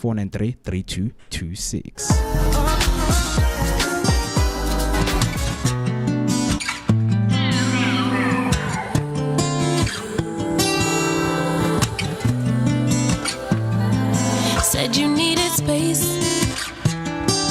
said you needed more time to think, so you went away, but you still would stay in my dream. Now you're back for more. Why you in my reality? My hair closed the door, even though my heart just won't leave. That was then, can't go back. Hurt so bad, had to block out the memory. If we try again, start from scratch. You wanna pick up where we left off, but you've been gone away. You've been gone away so long. Since you've been gone away, you've been gone away so long.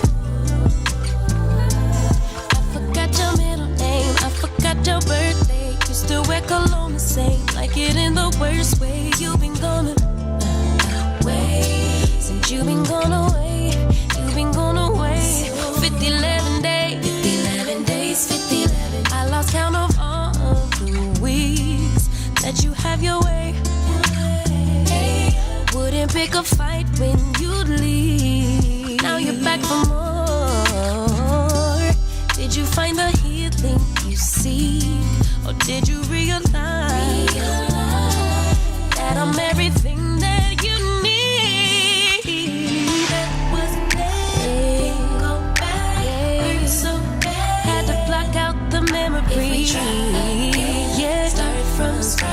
You wanna pick up where we left off, but you've been gone away. You've been gone away so long. Since you've been gone away, you've been gone away so long.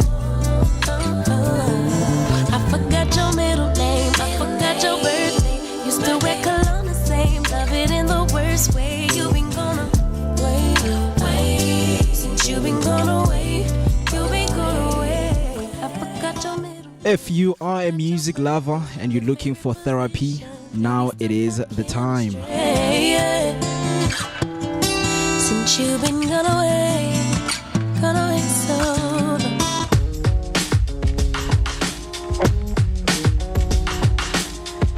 37 minutes after the hour 8 o'clock, and you're still listening to the Vooka Breakfast Show. My name is Mweketi Maimane. I am happy to be with you because we are getting rid of that midweek slump. Wednesdays are for us to laugh. Wednesdays are for us to enjoy. And when I'm talking about laughter, what do I mean? We know that laughter, it is the best medicine. And by any means, that is what we are always trying to offer. Right? Speaking of laughter, just listen to some of these audio clips that I have for you, and I hope that you're going to find them interesting wherever you are listening from. Abantu abanekiskis bazostripa yazi. Bazostripa, honestly. These people are harmful. Abantu abanopete. These people are harmful. Elinye nyawo lile, elinye lile. We're gonna trip and fall because of you guys. No, man. Your legs are in every direction. Guys, censor your legs. Please, kiss people. Censor your legs, guys. Honestly, don't expect too much from me right now. I owe myself a lot. I just want a peace of mind. Honestly, don't expect too much from me right now. I owe myself a lot. I just want a peace of mind. At work, there is this other group that pretends. They pretend. I told them no. This is not Wednesday. We are not at the bold and the beautiful. If you want to act, they are auditioning. They are auditioning at Wednesday. They are auditioning at Wednesday. Yes, it's not Netflix. It's not Netflix here. If you want to pretend, you want to act, Netflix is auditioning for actors. So please don't bore me. Don't act for me. Don't pretend. But I'm so sorry, man, if you are someone who has a kiss, this it's not personal. It's not personal, and please do not take it that personal. It's not something that you can go through and it can ruin your day. My heart falls 5 below, and I'm still here. I'm freezing cold, but I will wait. I hold my breath till I turn blue.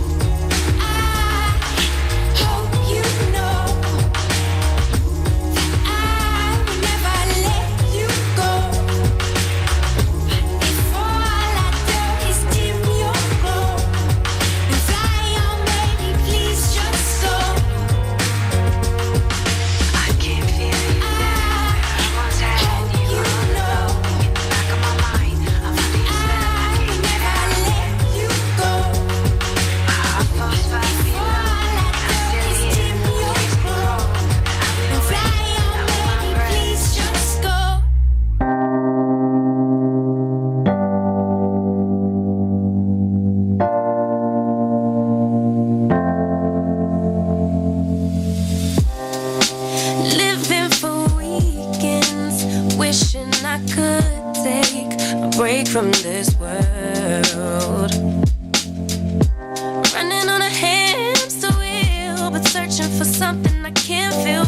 I just wanna be a lost girl and fly. Take a breath, feel my wings spread, levitate above the ground and make eye contact with clouds. Now I'm rising, I'm soaring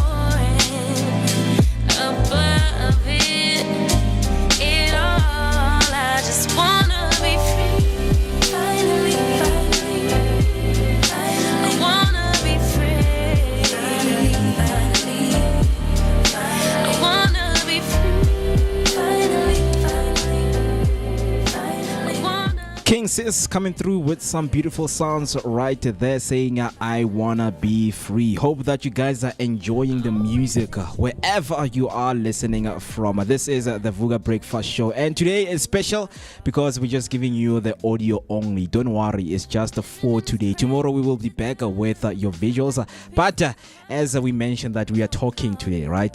It's National Stress Awareness Day, so we need to talk about the stress that we have, right?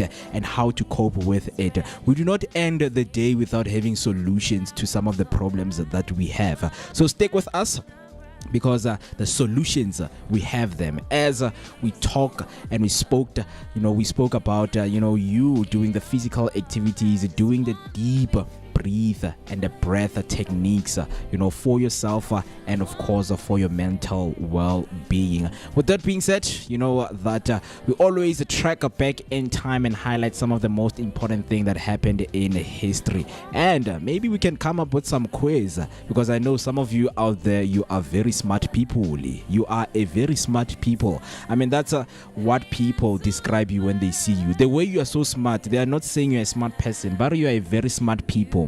So maybe we'll come with some quiz and ask you, okay, according to what you have had and what we have read, what is it and what is the answer? So let us take you through some of the things that happened in history. Yeah, man. So for some of the things that happened in history, we'll be covering the world of entertainment today. So if you're all about that glitz and glamour, listening to some good music, then you're probably going to love what we have in store for you. Now, Eminem, Dolly Parton, Duran Duran, and Judas Priest, they were part of the 2022 Rock and Roll Hall of Fame's 37th induction class, which celebrated a dynamic mix of trailblazers across different genres. Eminem entered as a first ballad hip-hop icon, while Dolly Parton initially hesitated, embraced her place as a genre-defying legend. Rock staples like Pat Benatar, Neil Giraldo, Duran Duran, and Judas Priest were honored for their enduring influence. Soul and pop luminaries Lionel Richie and Carly Simon added melodic depth, while industry pioneers like Sylvia Robertson, Jamie James, and many more were also recognized for shaping the sound behind the scenes. Folk icon Elizabeth Cotton and activist artist Harry Belafonte rounded out as a richly diverse class. Now that's super exciting. Now also moving on to some more Music Mania. In 2014, at the 48th Country Music Association Awards, Luke Bryan, Miranda Lambert, and Blake Shelton won. Blake Shelton, they each claimed major honors, making a standout year in country music. Held at Nashville Bridgestone Arena, the 48th Country Music Association Award saw Luke Bryan win Entertainer of the Year, solidifying his superstar status. Miranda Lambert dominated with 4 wins, including Album of the Year for Platinum and Single of the Year for Automatic, making her the first awarded female artist in CMA history. Blake Shelton earned Male Vocalist of the Year, continuing his streak of vocal excellence. The night celebrated both chart-topping success and deep artistic impact. Now also heading over to your world of art, and when you come into the world of actors and actresses, in 2019, actress Emma Watson, interviewed in Vogue magazine, says she is happy to be single, stating, "I call it being self-partnered," launching a worldwide discussion on the term. Emma Watson, then 29, reflected on the pressures of turning 30 and admitted she once dismissed the idea of being happily single as a total spill. However, she shared that she had grown into a place of personal fulfillment, saying, "I'm very happy being single. I call it self-partnered." The phrase resonated wildly, reframing singlehood and as a conscious, empowered our choice rather than a lack of romantic attachment. Now that's what we have on your history for today. Yeah, very, very interesting stuff that have taken place and that are still taking place, because these some of them happened 5 years back, 6 years back. But as I have mentioned that when it comes to these historical moments, we will have some little bit quiz nyana for you right there. And this one, it's a very simple question, and I know that most of you out there who are movie lovers, they will answer this one correctly. But if you're listening right now, what is the character name of Emma Watson in the movie Harry Potter? Right? Just let me know right there on the comment section. What is the character name of Emma Watson in the movie Harry Potter? Just use the hashtag Vooka Breakfast Show. If you know the answer and you're so confident about it, you can just hop on in our WhatsApp line by using 0604933226. That's 0604933226. As mentioned, that today it is the 5th of November, and that means we are in day 309 of the year. And guess how many days we are remaining with? We are remaining with 56 days left in the year. And guess what? Some of you are in a relationship, and some of you, you have a partner and you have asked him, what does he like about you? Especially women, right? You're asking your partner, what does he like about you? And then only to find out that this is what your partner has to say about you. What I like about you? Simple question, that one. I like the way your eyes can see. I like the way your lungs can breathe. I like the way your heart can beat, I'm a very romantic guy. Don't blush. Look, I like the way your ears can hear. And I like the way your teeth can do whatever teeth do, It's a lot of things I like about you. So let's not talk about them, What? Exactly. And that is the person that you have spent the rest of the year with. Just telling you, what does he like about you? And 56 days remaining, of course, in the year. What are some of the things that they have said, and what are some of the things that they have told you about yourself? If you're someone, of course, who is in a relationship or whatever friendship you have with your friends. As mentioned, that the 309th day it is of the year, and we are only left with 56 days of the year. And we're also left with 7 weeks remaining. So that is very, very interesting. And of course, our main highlight for today is the National Stress Awareness Day that we are highlighting. And we spoke. What is it that is stressing you, and how are you coping with it? Some of the answers we have right here in terms of how to deal and cope with your stress. And most importantly, but students right now, they're writing their matric exams, and one of the student came through, which is Umbalimni, and said, you know what, guys, stress is killing me when it comes to coping with school. But don't worry, we gave you the tips, because all of the challenges that you have right here, we also have the answers, and not only answers, but the correct answers for you. So as mentioned, that it was created by the International Stress Management Association. This day encourages individuals and organizations to recognize how stress affects physical and emotional health. It serves as a reminder to pause, reflect, and adopt healthier coping strategies, whether through mindfulness, exercise, or seeking support. With rising stress levels linked to work pressure and social media and economic uncertainty, the day emphasizes the importance of self-care and resilience in today's fast-paced world. And that follows by what we call Eating Healthy Day. And you're asking yourself, what is Eating Healthy Day? Because some of you have never eaten healthy in your lives. And you're asking yourself, how do I start even eating healthy? Is the food that I'm eating healthy? Is the food that I'm eating well balanced? Because trust me, we are programmed and wired different in our lives. Some of us, we only know that McD is a healthy meal for the rest of your life. Wow. So how do you handle that? How do you deal with that? I mean, eating healthy day is what we are highlighting also for today's day, just to encourage people to take a fruit or eat a salad out there. It is celebrated annually on the first Wednesday of November to promote nutritious food choice and heart-friendly habits, founded by the American Heart Association as part of its Healthy for Good movement. The day encourages people to embrace fruits, vegetables, whole grains, and lean proteins while reducing processed and sugary foods.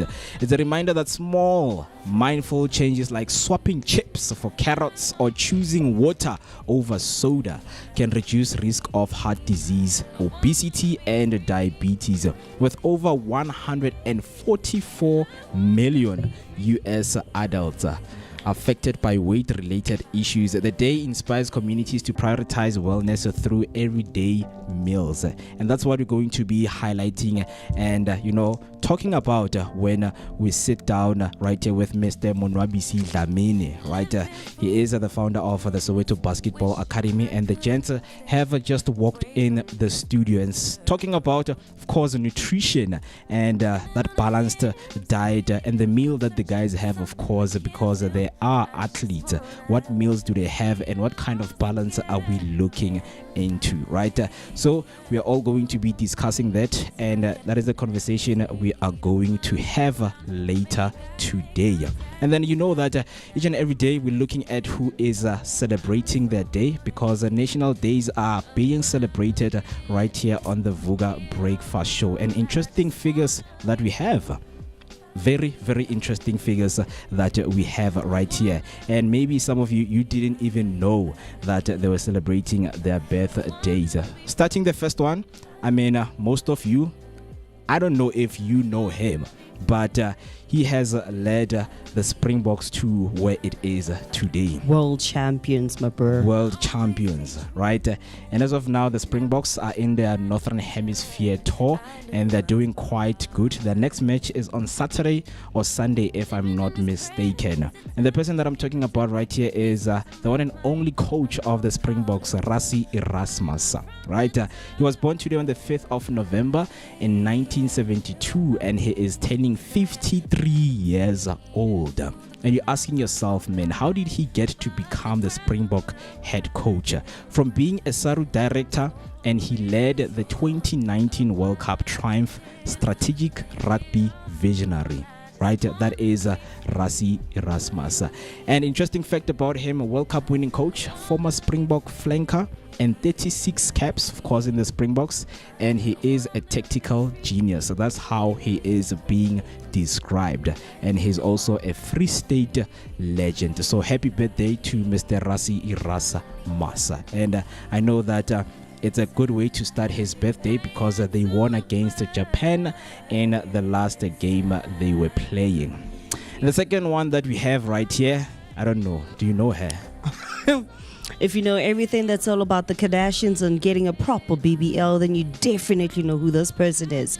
We are talking about Kris Jenner, the mother of the dynamic billionaires who are supposedly self-made. Now, Kris Jenner was also born on the 5th of November, 5th of November in 1955, and is turning 70 this year.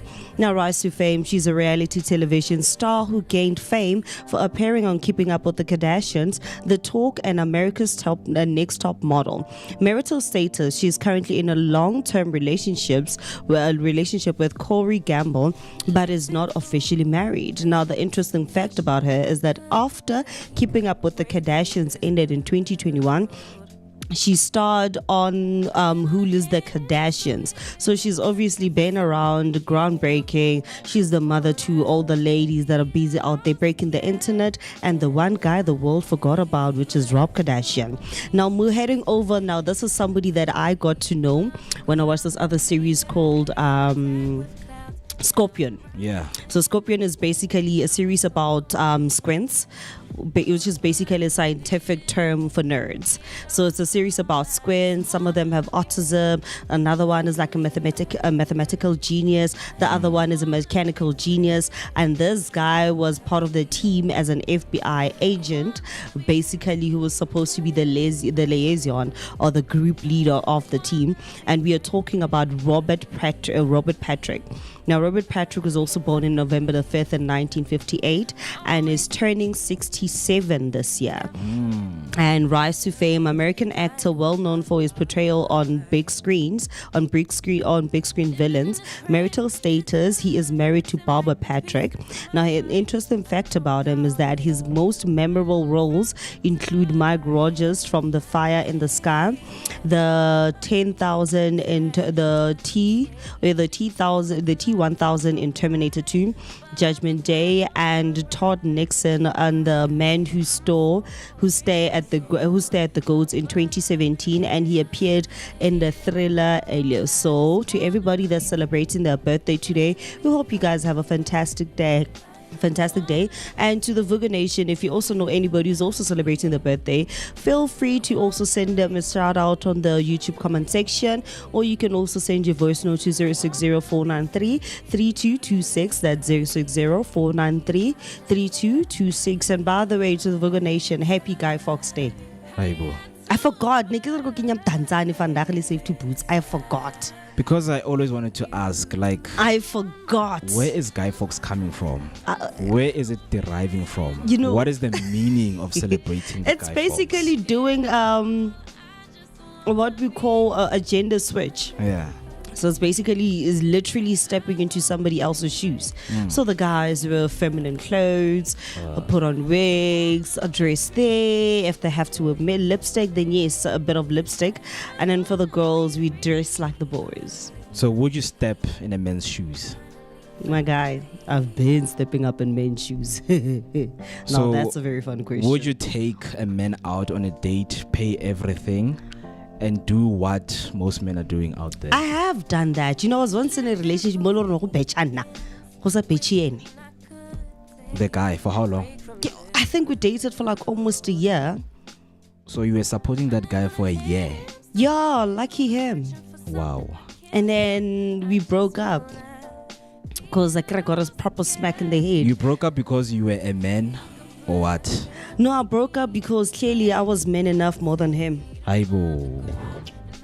So does he know that? Or that's the reason that we broke up? Oh yes, he does. Because he was the woman in the relationship. Hey Joe, I'm nearly like every day because we practically live in the same hood. Yeah. So I see him each and every single day. Yeah. And then he comes up and says, "Bona baby, like a skis, ne marbo ke batla re boelan." And no yana ke le tlhapelwa le la mafelelo. Wow. Nahana ke tlo boelela le motho lo re setsa givile up ka life ya hae.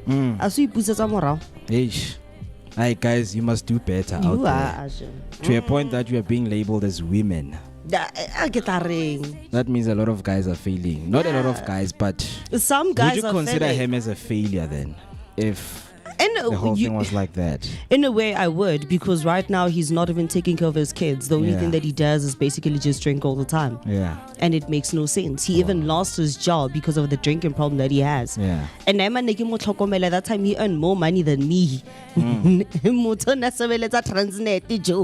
Imagine me.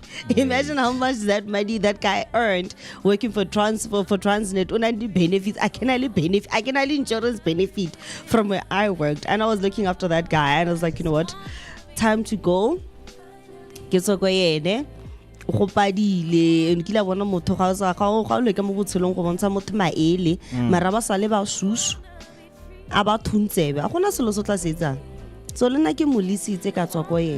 Wait, so this guy, while you guys were dating, he was working and you Fully were employed. providing for him. I got a proper smack in the head. I don't know what took over me. Imagine providing for somebody earning more money than you. I couldn't believe it. Wow. I couldn't believe it. I got a proper wake up call, and I moved him from him. Yeah.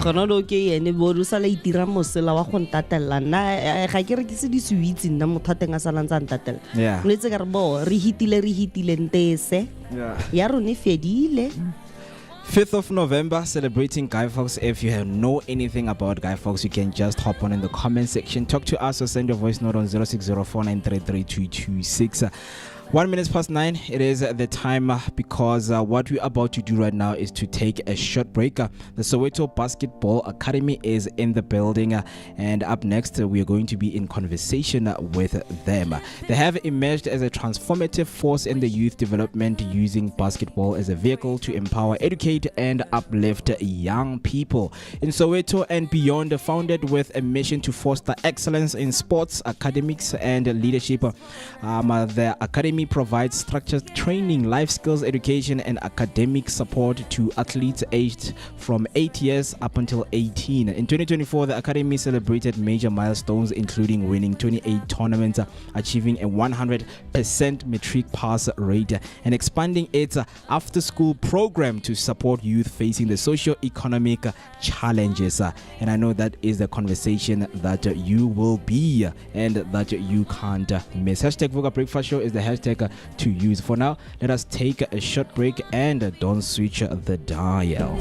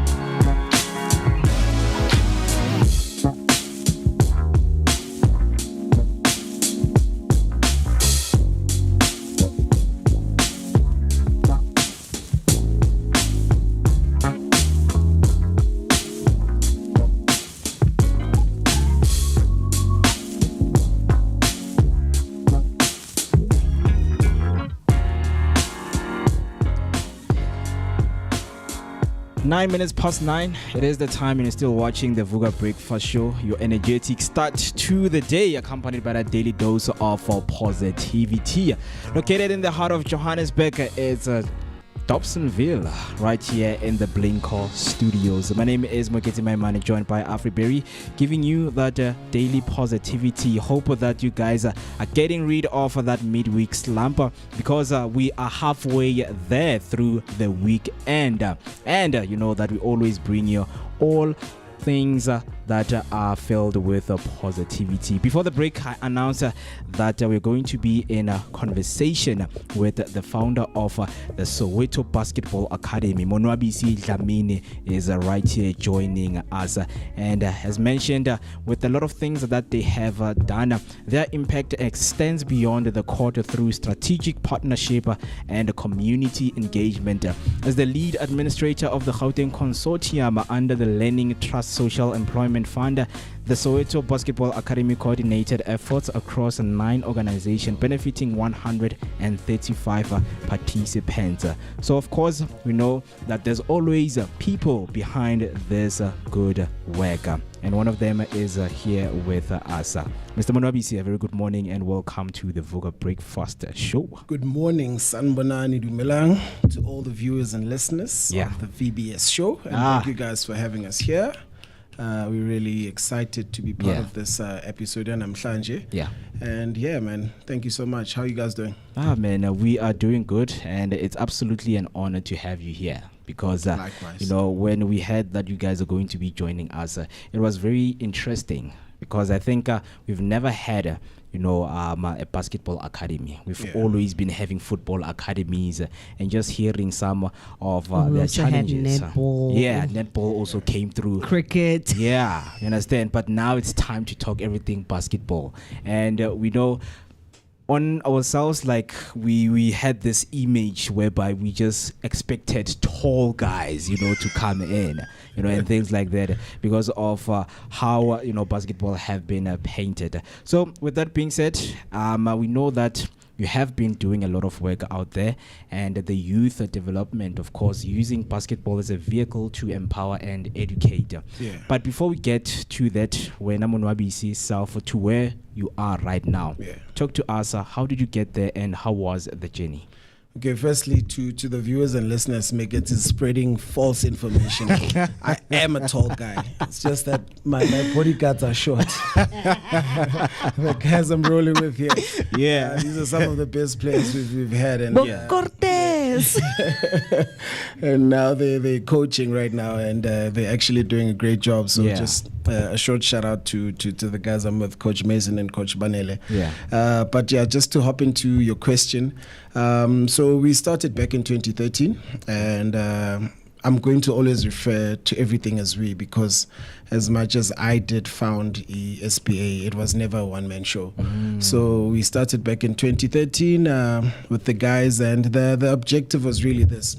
So I grew up heavily influenced with sports. I played rugby, high school rugby at the highest level at our high school, and also played soccer, played cricket, and I fell in love with basketball at a very late age. And unfortunately, when the moment I fell in love with basketball, I realized that there's just no way that I'm going to catch up and compete with some of my peers who had been playing the sport at a younger age, because I understood that, the same way that I was so good in rugby, that there was just no way that anyone was going to start playing rugby at a late age and compete with me.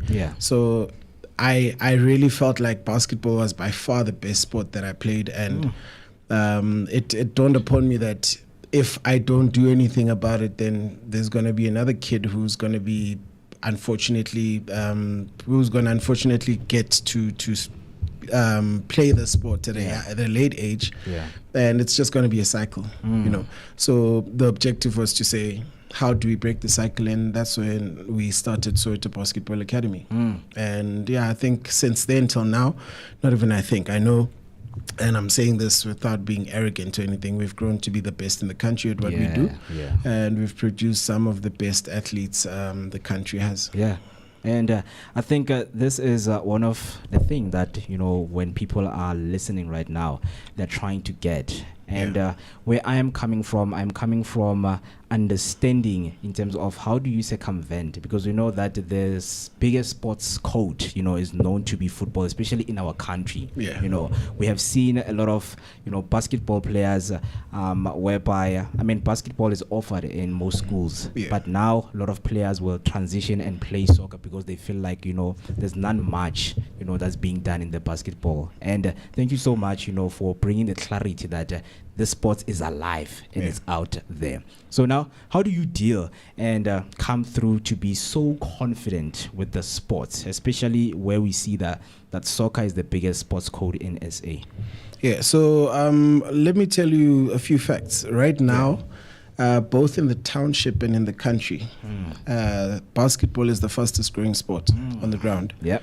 And this is mainly because of just the culture that comes with basketball. Yeah. And because of the internet and all that. Right now, Dala, if you were to ask a kid, do you know any basketball players? They'll probably say, Yama's Michael Jordan. But right now, you stop any kid, they'll tell you about the Steph Currys of this world and all the superstars as a manager, the LeBrons, and even the latest superstars as a manager, which means that because of the bridge that has been gapped by technology, these games are viewed more. These kids actually want to watch and play the sport more, you know. And what you find that, especially in private schools, it's actually taking over rugby, soccer, cricket.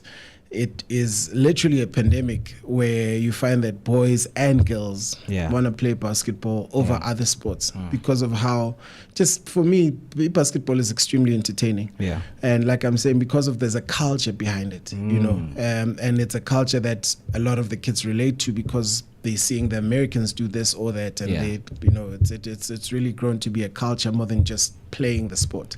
And with us as the SBA, what we're trying to do is to really say it's not, Dala people assume that it's basketball is related to hip hop and wearing baggy stuff, and for us, all our athletes, they do dance challenges on piano, and that's what makes it special for us. Like the culture here to basketball, and even when we step out of the township, elsewhere, they know good. So and that's just who we are, and that's what makes it special.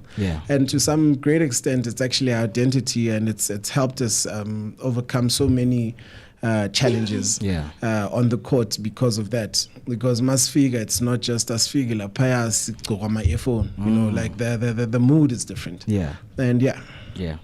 Very interesting, because right now we see that your impact also extends beyond the court, right?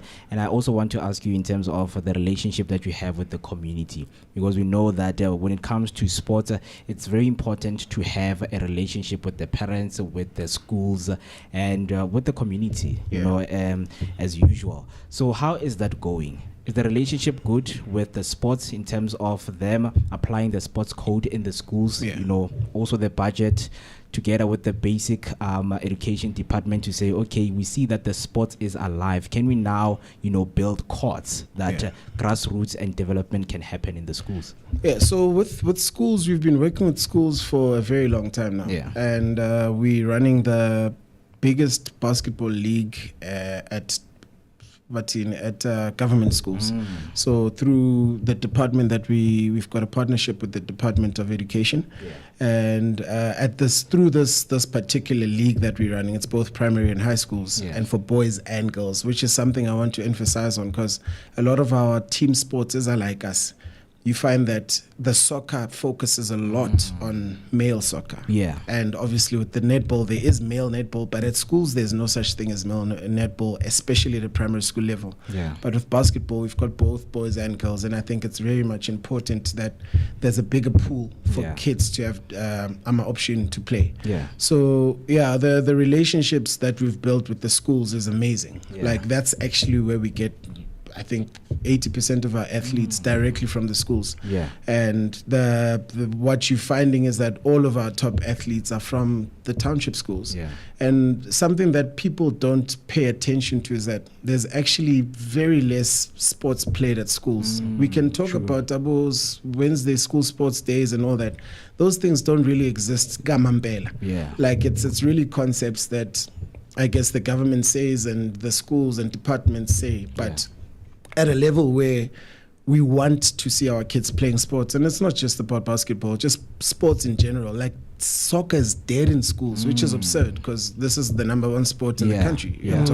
And you find that if we are not going to press on it and make sure that there's some sports played, it's going to really die. And I mean, right now, we are happy to have the number of kids that we have. I still say it's still not enough. Having 350 is just not enough because there's so many more kids that are not playing. So it's important that there should be a cricket academy, there should be a hockey academy, you know, all around the township area. There should be more sports that are played so that these kids can get more opportunities to play.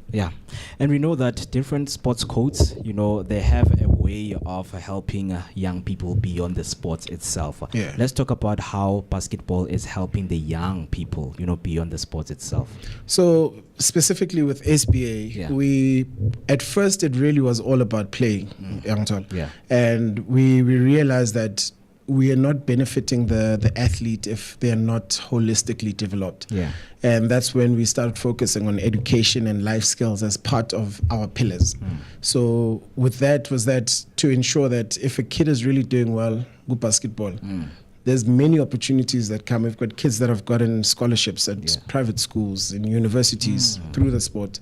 And there are some that unfortunately at first when we started, they were so good, but when it was time to do an aptitude test or to be graded on their school results, it was not what the opportunity was matching with.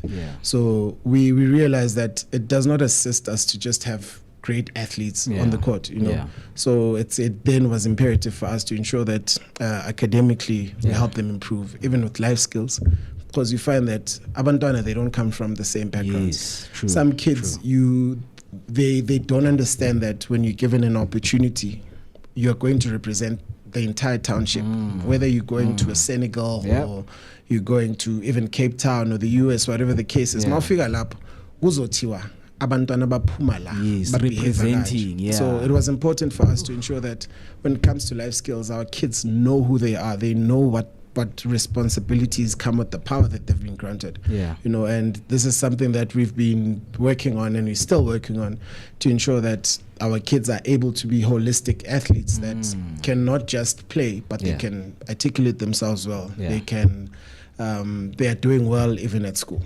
That is very powerful because I can tell you that the most important thing is, you know, for people who are representing academies to come and share the story in terms of, okay, what impact are they doing into the communities? And that will lead, maybe there's a parent out there, they saying, and they see that their kid loves basketball, but they don't know where to start. Which brings me to the recruitment. Do you guys have a certain, you know, way of recruiting players, assessments, and criteria that you go through in terms of recruiting the players if they want to join? So with recruitment, we want them as young as possible. So our youngest athletes are 6 years old, so that's your grade 1s and grade Rs. And our oldest, we've got a senior team, but within the academy, our oldest athletes are 18, 19 years old. But in terms of recruitment, what we focus on is primary schools. So we always say that if you've got a child and you feel like this child is tall, please bring him or her through. But if the child is not tall, bring them through too. Because like I said, I was about to ask, height requirements. Here's the thing. For example, those two gentlemen sitting there, they what was that? Oh, you said Cortes. Oh, yeah. So, for example, Mason is what we call a point guard. A Stephen Curry. And he, at his age group, he was the best. When in terms of his generation, as much as he was short, he was actually captain of the team. He led the team to multiple championships, and there's so much that it's really not about height. But where we are right now is that when we're competing internationally, that is something that we do need to look at, because whether we like it or not, it's an advantage. So as much as we are able to have all the kids, but some kids, like myself, I grew up tall but never had the opportunity to play, right? And once again, this is why we started this, is to ensure that a kid who's talented, because so in basketball, when you are tall, we call that talent, because you can't buy that. You can't, it's not something a you can be tall in but that alone is talent. Yeah. So those genes we appreciate, and I'm saying if there's a kid who's tall and they want to join, actually parents force them to join basketball. Yeah. Very interesting, because when talking about recruiting kids as young as 6 years, for me, it's very complex, because you're dealing with young ones right here. They have to grow up, and the level of maturity, of course, is not the same. That brings me to having the two gentlemen. They are the coaches, right? So I just want them to come closer, just to let us know how is it, as a coach, to just deal with the young boys, and just to go through the process, not only a process, but a complex processes of coaching these young ones and bringing them to become the best level of who they are. So right now they're going to be joining us. Taking a seat is one of the coaches. He is going to, so I coached these guys when they were young men. So one. How young were they? It was 12 and 14. Wow. And now they madoda, man. So they don't have a choice. By the way, they have to go through what I went through and all the shenanigans they created and all that. So now, but Vazo's Kulmela. We've got Coach Banele and Coach Mason. By the way, with basketball, there's a lot of nicknames. Right. So there was times where a parent would come and say, and I'm like, we don't know who that is. And so Coach Banel and Coach Mason, take it away, gents. Yeah, man, please introduce yourself. What do you do? And the most important question, how is it like, to deal with the young ones, especially as a coach? Oh, well, thank you for having us. As Coach said, my name is Banel Khatebe. In full. And I also live in White City. I also coach. I'm sorry. I hope the show allows.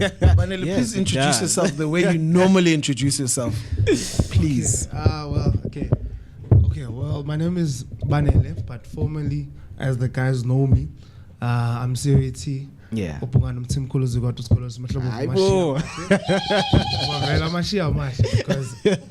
as the clan names say, Mashia Mahle, and my outbrow is also Mahle, man. Come on. So I am a coach. I coach the Project X. There's a project we call Project X, which is our 5, 6, 7, and 8 to 9 years old kids.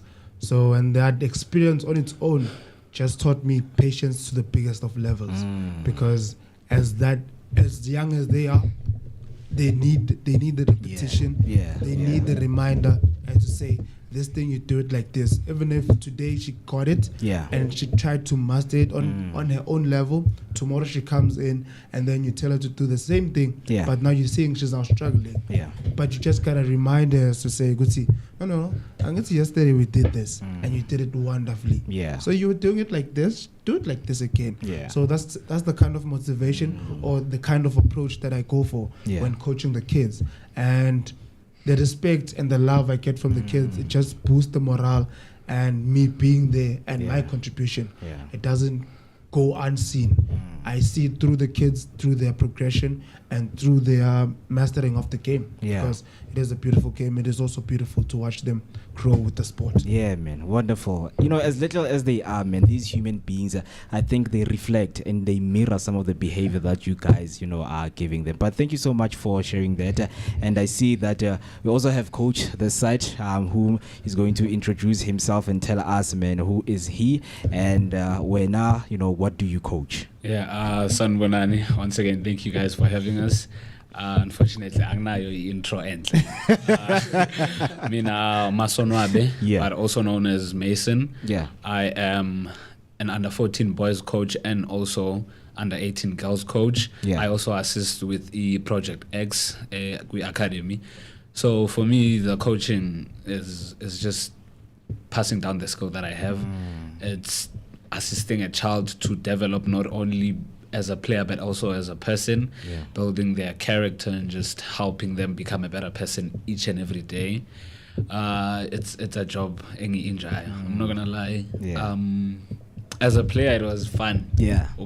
coach. It's not fun to club a player right now. Yeah. That's one thing I can say. It's not fun to club a player, but it's a learning experience. You get to learn different characteristics of Abantu. You get to learn how people are, different kinds of people. You learn now how to deal with emotions as a coach and as a person. So that's me as a coach, and I enjoy the sport. I'm still playing, I'm still coaching. That's just about it. So before I let you go, guys, what one message or the message that you have, for a young person out there who is aspiring to become a professional basketball player out there? For me, I think, not even that, I know nothing beats hard work. There's always someone working 10 times more than you. So if you are going to relax and you're going to tell yourself that you're comfortable now corner, you won't reach the sky. You won't go beyond the sky or beyond the stars. So work 10 times harder than the next person. Accept all the failures, because we believe that failure is growth and failing is also learning. So wanting to become a professional basketball player requires your full commitment and your full acceptance of failure and the challenges that you're going to face. But the most important thing is putting in the work. Powerful. Thank you so much, man. Well, just to add on what you said, because it also goes hand in hand with the discipline of a person. You have to be disciplined as to say, okay, this is where I'm at right now, my current skill level. This is where I want to go. I need to have that discipline as to say, I'm putting in the work every single time. People are always going to be talking and saying, no, you can't do this, you can't do that. Just don't try to block that away, and always listen to coaches. Whoever's in front of you has the knowledge. Whoever's in front of you is going to take you somewhere. Do not neglect or look down upon that person. Always take advices, always take new information, new skills, and how to navigate. You're going to make it. Man, powerful, guys. Thank you so much for those profound words. And guys, please continue doing this, the work that you're doing, because there's a kid out there, who doesn't have the support, but when they see you guys doing this, they get the courage and the encouragement to come and, join the Basketball Academy. Right? Thank you so much. Thank you so let me bring back, right here, Mr. Munwabisi, and talk about the success stories, because I think the guys themselves, they represent the success story. For sure. Of what you have been working on. But now let us share, let us talk about you sharing another success story of a player or a student whose life has changed because of the academy. Yeah, man, there's quite a lot. I want to say, just as cliche as this may sound, just having a kid playing a sport like Soweto, for me, that's a success story. Because when you're on the ground and you're seeing all these things, you become so numb to them. But the reality is there's a lot of wrong things happening on the ground. And for us to have a kid, or even another coach at D-Ski or whatever, to have a kid playing any sport, taking them away from the streets for that 2 hours, so that at least in Jelizel show and Abuyele Kaya, for me that is big. But to add on to that, answering your questions, we've had quite a lot of success stories. I think our recent one, apart from our kids always winning, and I'm saying this humbly, by the way, we've got a kid that got a scholarship at a private school down in KZN known as Maritzburg College, and this is a kid who really deserves such an opportunity, because the stress with athletes or young athletes is that the balance of everything, which I spoke about when it comes to education, life skills, and the game, is something that's always been a challenge. And you find that there are kids or players who assume that all you have to do is just be good on the court. So players like him become such a great example for the ones that are around them and that come after them to say, this person is not just selected for this great opportunity just because of Kunglala. Yes, he's a killer, he's great, but you know how he behaves, you know his schoolwork, and this is the kind of person that then will represent this organization perfectly. Yeah. And we've got that. There's something that I'm afraid I can't announce now, but let me just put it this way: we've got a kid that's just recently gotten, so I can't announce the name. Yeah. But she just gotten a US scholarship. Nice. She's going to be studying there from 2026. Yeah. And this is another thing that we're really excited about because. This is once again another kid who's really deserving, who's been working really hard, both on and off the court. And these are the kind of things that we really want to always celebrate, to say God has been great to the academy. And for us, it's really to inspire those that come after these kids to say, if Law, who used to wear the same kit as me, who used to play on the same court, speaks like me, comes from the same neighborhood, can achieve this, then I can do the same. Yeah. And just to give clarity, on recruiting, you guys both male, you guys take both male and female, right? Correct, yes. Okay. That is very interesting. So now we know that when it comes to support, we need each other as community members. We need each other as the academies out there just to grow the sports code. So can you tell us that what kind of support or resources does the academy still need to grow and reach more youth out there? I think it's always going to be financial support that one needs, but just to pass from that, there's nothing more valuable than people's time. And I just want to use this opportunity to just send a huge shout out to everyone who's been part of the academy since day one. We were never able to pay so many people. But when people say, I've got some time, I'm going to come in and put in my time and really give back my time. It's really the success of our academy has been the people that have just said, and make sure that this thing is happening. And this is not just from coaching, this is from administration. There's people who just come and clean up the place. And that is something that we appreciate so much. We've got a parent who comes and wash the kit. That is big for us. And that these are the intangibles and the people that you don't really see that play that role. And these are the people that we appreciate so much. And this is why I always say, I can never say I. It's there's no way that this can be what it is without everyone who's played a role. So if there's people who, some people feel like I can only assist Lapayang Imali. Like your time, there's people with different expertise, qualifications, There are people that we need social workers, we need psychologists, we need stuff like that. We need photographers, freelance photographers, videographers. We need anything that a person feels like, what, I can give my time. That for me is way more valuable than any monetary value. Very powerful. Now we are in November and we just spoke about the academy holistically, right? And you guys have been playing and the season so far, it's time to reflect and look at how the next season is going to be like. So can you walk us through how was this year specifically for the Soweto Basketball Academy? This year was the most successful from a basketball point of view. In total, as a collective, the entire academy won 23 championships, and this is, I think, 4 or 5 more from last year. And we've had quite a lot of kids representing the national team. We had a lot of kids representing the provincial team too. So I'd say this year was a success, and specifically on the 29th of November. We're going to be celebrating our 12th year anniversary, and this is also going to be our graduation ceremony where we will be celebrating the successes of this year. So this is an official invitation to the VBS team and all the listeners. So 29th of November we'll be hosting it at Soweto Basketball Center here in Jabavu.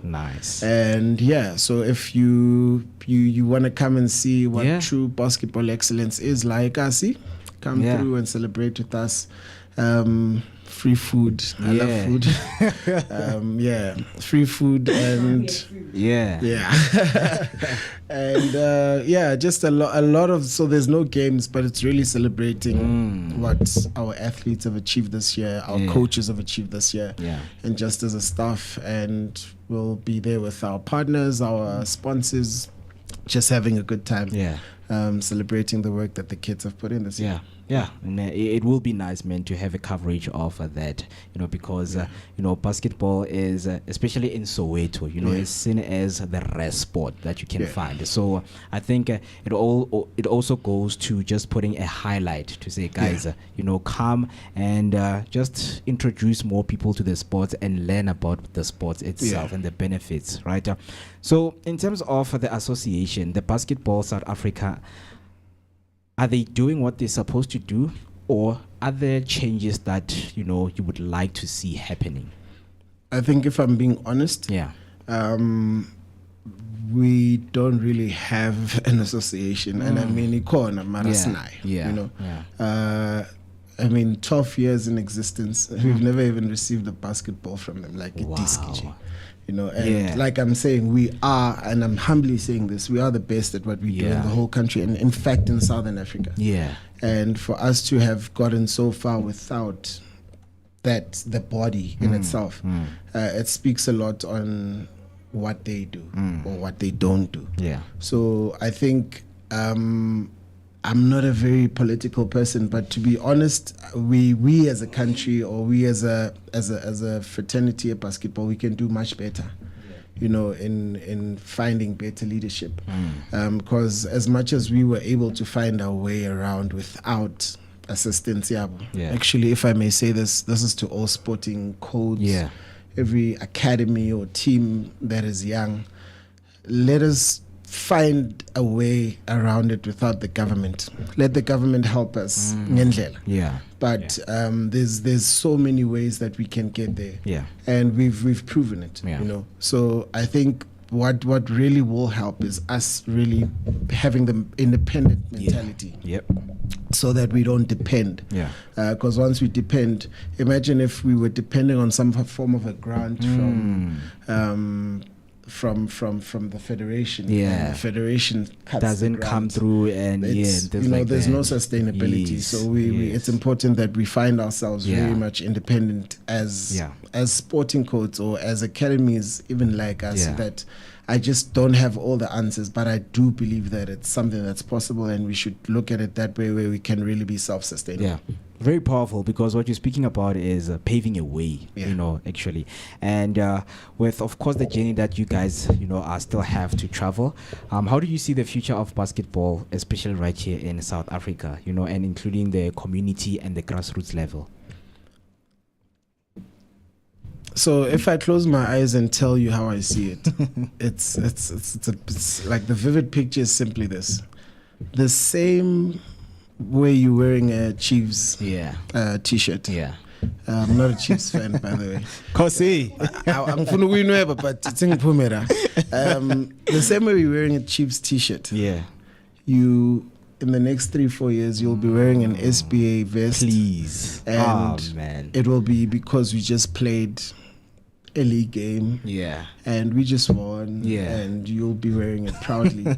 And I like to tell people that our team is the only team that's going to Ezohlanganisa Mafenwe Chiefs and the Parrots, because it will be the pride of Soweto. So we're going to, like, if I can really paint it vividly for you, I can't wait. Let me just put it that way, because it's basketball is going to be something that people yearn to watch when the season is over.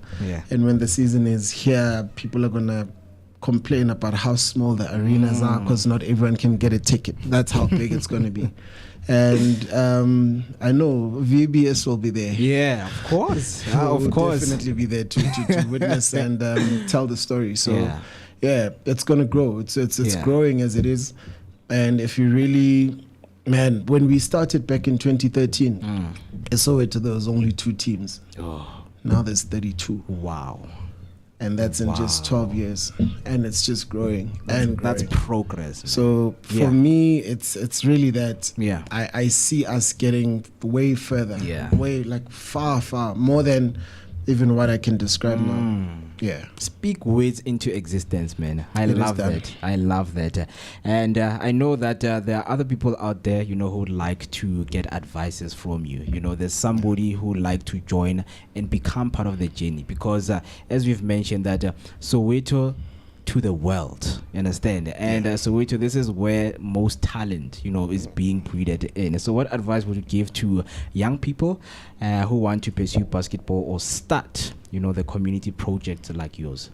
Yeah, I think the biggest thing is just to start. Yeah. You know, people assume that you need to start Masignemali when you've got support to start. And I believe that that's where everything needs to be. Like, if you want to do something, just start it and then build a plane while it's flying. You know, when we started, I actually learned coaching on YouTube. There was no one who could say to me, this is how it's done. Self-taught. But because I was so inquisitive, I wanted to I wanted to build a product that is just absurdly good. Yeah. And I realized that, man, the information is out there. Yes. You know, the information is fully out there. It's literally, I can have 10 mentors from the US who I've never met, but I've met them online because I've got videos teaching me what I need to know. And that's exactly what I did. And I think I built from that when I started meeting a few new coaches who were like, who are in the game, you know, but just with the starting, I figured it out. And I think that's the one thing that we all, and that's how you just need to approach everything, you know, just start. Thank you so much for your time. Lastly, if one wants to join, where can they find you on social media platforms? Okay, so all our social media platforms is simply We Are Soweto. So it's at We Are Soweto, Facebook, Instagram, TikTok. And I'm not going to sleep well if I don't say this. We are the most followed by far basketball academy, or rather basketball organization in the country on all these platforms. And this is something we're proud of, because our mandate is really to promote the sport. So we're really proud of that. And so it's at We Are Soweto on all platforms. You'll get our contacts there. And we'll definitely respond swiftly. With that being said, guys, thank you so much for your time, man. Thank you guys for having us, man. Really appreciate it. Looking forward to all of the great accolades that you guys and you know, some of the projects, and of course the next season. And we're looking forward, of course, to the November 26th, if I'm not mistaken. 29th, right? Man, looking forward to cover that. But with that being said, thank you so much, guys. We look forward to having you again. Thank you, man. There we have it right there, Vooka Nation. The Soweto Basketball Academy, as mentioned, they have emerged as transformative force in youth development, using basketball as a vehicle to empower, educate, and uplift young people in Soweto and beyond. With that being said, let me take a short break, and then when we come back, we will conclude with the rest that we have for the show. Right here, right now.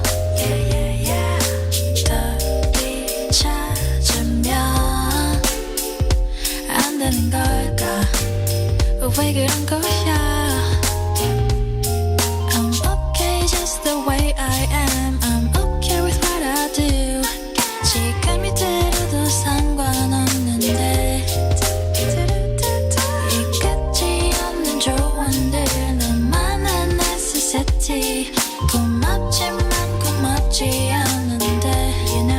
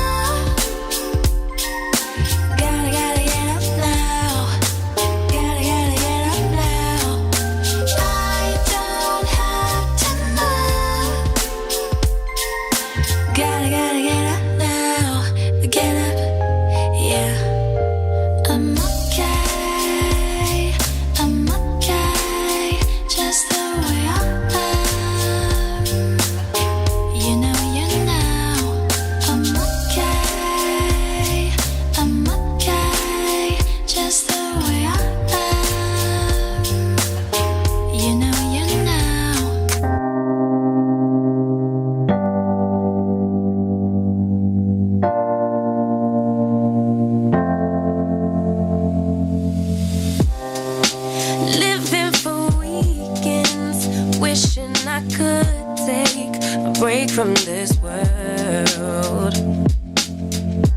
Running on a hamster wheel, but searching for something I can't feel. I just wanna be a lost girl and fly. Take a breath, feel my wings spread, levitate above the ground and make eye contact with clouds. Now I'm rising, I'm soaring above it all. I just wanna be free, finally, I wanna be free, I wanna be free, finally, I wanna be free, finally. I always stay dreaming, never imagined I lose my spark. Living in this crazy time, putting back the pieces of my mind. I know how to run from the dark and fly. Take a breath, feel my wings spread, levitate into the clouds. I'm so high above the ground. I'm rising, I'm soaring above it all. I just wanna be free, finally, I wanna be free, I wanna be free, finally, I wanna be free, finally. Higher to a bird, you, I'm rising, I'm soaring above it all. I just wanna be free, I wanna be free, I wanna be free, I wanna be free, finally.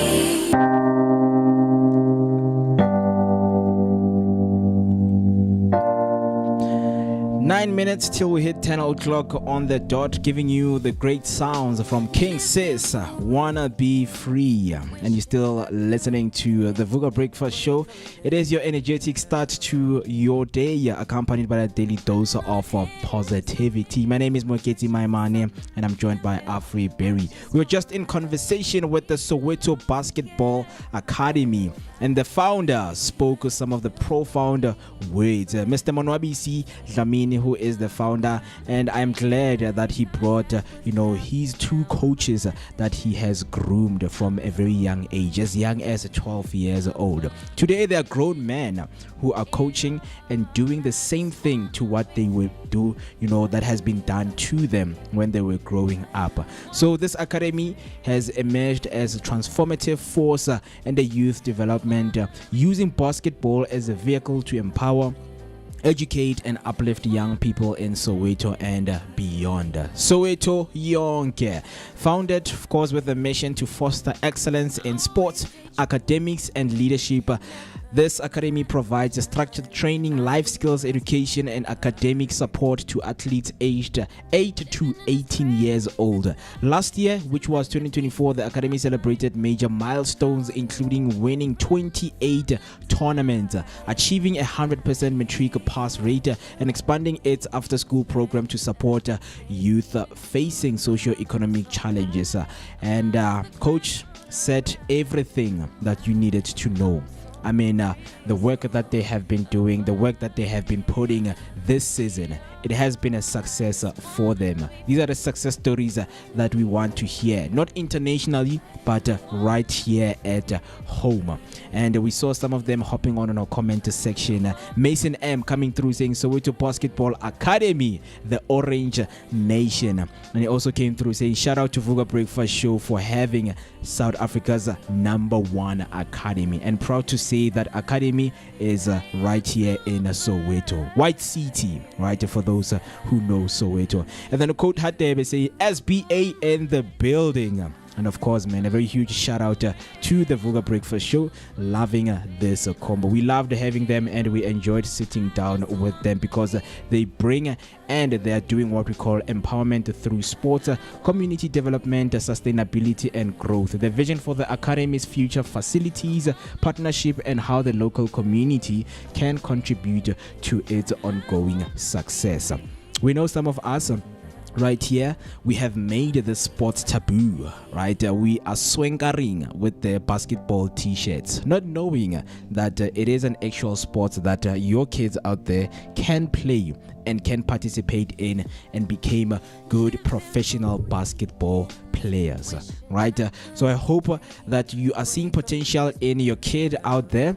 If you don't, then let him go and explore out there. Let him try basketball. Maybe it might be the sport that he loves. We know that the biggest sporting code in South Africa is football, followed by rugby, tennis and cricket. Not tennis, but cricket, right? So coach and the founder, Mr. Monwabisi, mentioned that they are now on the verge of becoming number one. And of course, not here, but internationally. Very interesting conversations that we have. As you know, that we also have the conversations that are very, very interesting right here on the show. When we kickstarted the discussion or when we kickstarted the show, we spoke about, posting something in the heat of the moment and then you regret later, right? Just using and thinking about the law whenever you have posted something. Defamation. Do you know what is defamation wherever you are? And have you ever sued someone for defamation? But let me start by asking, have you ever posted something that is directed to someone? I have, but it wasn't a lie. It was basically not defamative in its own form, what I posted. So even if they were to come back and say that you're clearly defaming my character, I had literally proof to back up what I was saying. Yeah. So I've learned in a way that in the heat of the moment you can post almost anything, but also being very cautious. Being very cautious about what you post at that very heated moment is also very important. So that's why it's also very important for us to also learn how to get in touch or how to control our emotions, especially when we feel heated, hey? Yeah. And if you're listening right now, I just want you to picture this. You're scrolling through your feed on your favorite social media platform. You see something that annoys you and you share your opinion and thoughts. Bold words, maybe a name mentioned right there, maybe a photo included too. Next thing you know, you are getting notified that someone's lawyer has been in touch, or you find your own image circulating in WhatsApp groups without your consent, and you are a target of unfair online insults. What rights do you have?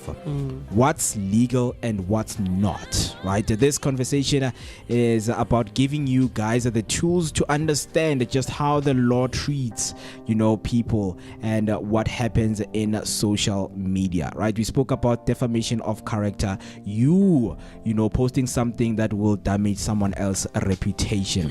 So, defamation in the social media age under South African law, making a statement online that is wrongful, intentional or negligent and published to others which injures another's reputation can amount to defamation. So the courts approach it by asking what meaning a reasonable reader of ordinary intelligence would attribute, and then whether that meaning would harm how the person is viewed. Because social media posts are often widely seen as permanent, the screenshots, they never die, the risk is significant. As one academic review puts it like this: the law of defamation seeks to achieve a balance between the right to freedom of expression and the right to a good name and reputation. reputation. The South African Human Rights Commission produced a social media charter which notes that do not post content that will negatively affect the reputation of another person or organization unless you can show that the facts are true or you are honestly expressing an opinion based on the true facts. Right? And on the second one, liability for sharing, retweeting, and reposting. It isn't only original authors who may face trouble. If you share a post that is defamatory, you may also be liable. Someone is being sweat at out there, their pictures are being circulated, then when you click share, you are also going to be liable because the act of publication includes making it available to others. Empirical work in South Africa notes that employers, for instance, have faced issues where employees posted defamatory remarks online about their employers' damaging reputation. And importantly, deleting a post does not always remove liability, especially if others have taken screenshot or it was archived. The permanence of online content can make legal consequences heavier. Right? And I think this is what we call digital footprint. There's some of the things that you can do in that day. There are some of the things that you can post, and then when now you think, they are gone. Some of us right here, we have said, hey, Rena Lebana, this thing will stay with me forever. They are going to remind me. Someone will record me right here saying how not today. You said you have a child. So what do you mean? Screen recording. That's okay. And just make it trend that no, you once said when you want to go and support your kids. Where's your child now? You understand? I mean, now this clip or this audio is played in court to say how daughter. You the one who said it. Manje Maupiga, what do you mean? I'm like, yeah, okay, now I'm starting to understand, the law in South Africa. But let us just get you through some of the last ones in terms of what they entail, because the most important thing as a South African using social media platforms is privacy and disinformation, hate speech, and content moderation, right? When you talk about privacy, intimate images, and non-consensual sharing, the Cybercrimes Act 19 of 2020 makes it a criminal offense in South Africa to disclose an intimate image of a person without their consent. Justice in South Africa, which is the SAHRC's social media charter, clarifies the image-based violence, which includes deep fakes and non-consensual distribution of private, sexual, or intimate images, is a criminal offense.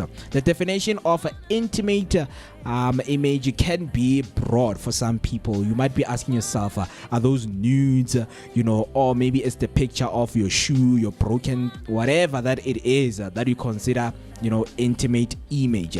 So this one covers nudity or covered genital regions for women, transgender, intersex persons, even covered breasts, where the person had a reasonable expectation of privacy and the disclosure violated their dignity. Right? Penalties vary depending on severity, but can include imprisonment or fines, reflecting how seriously the law treats these violations.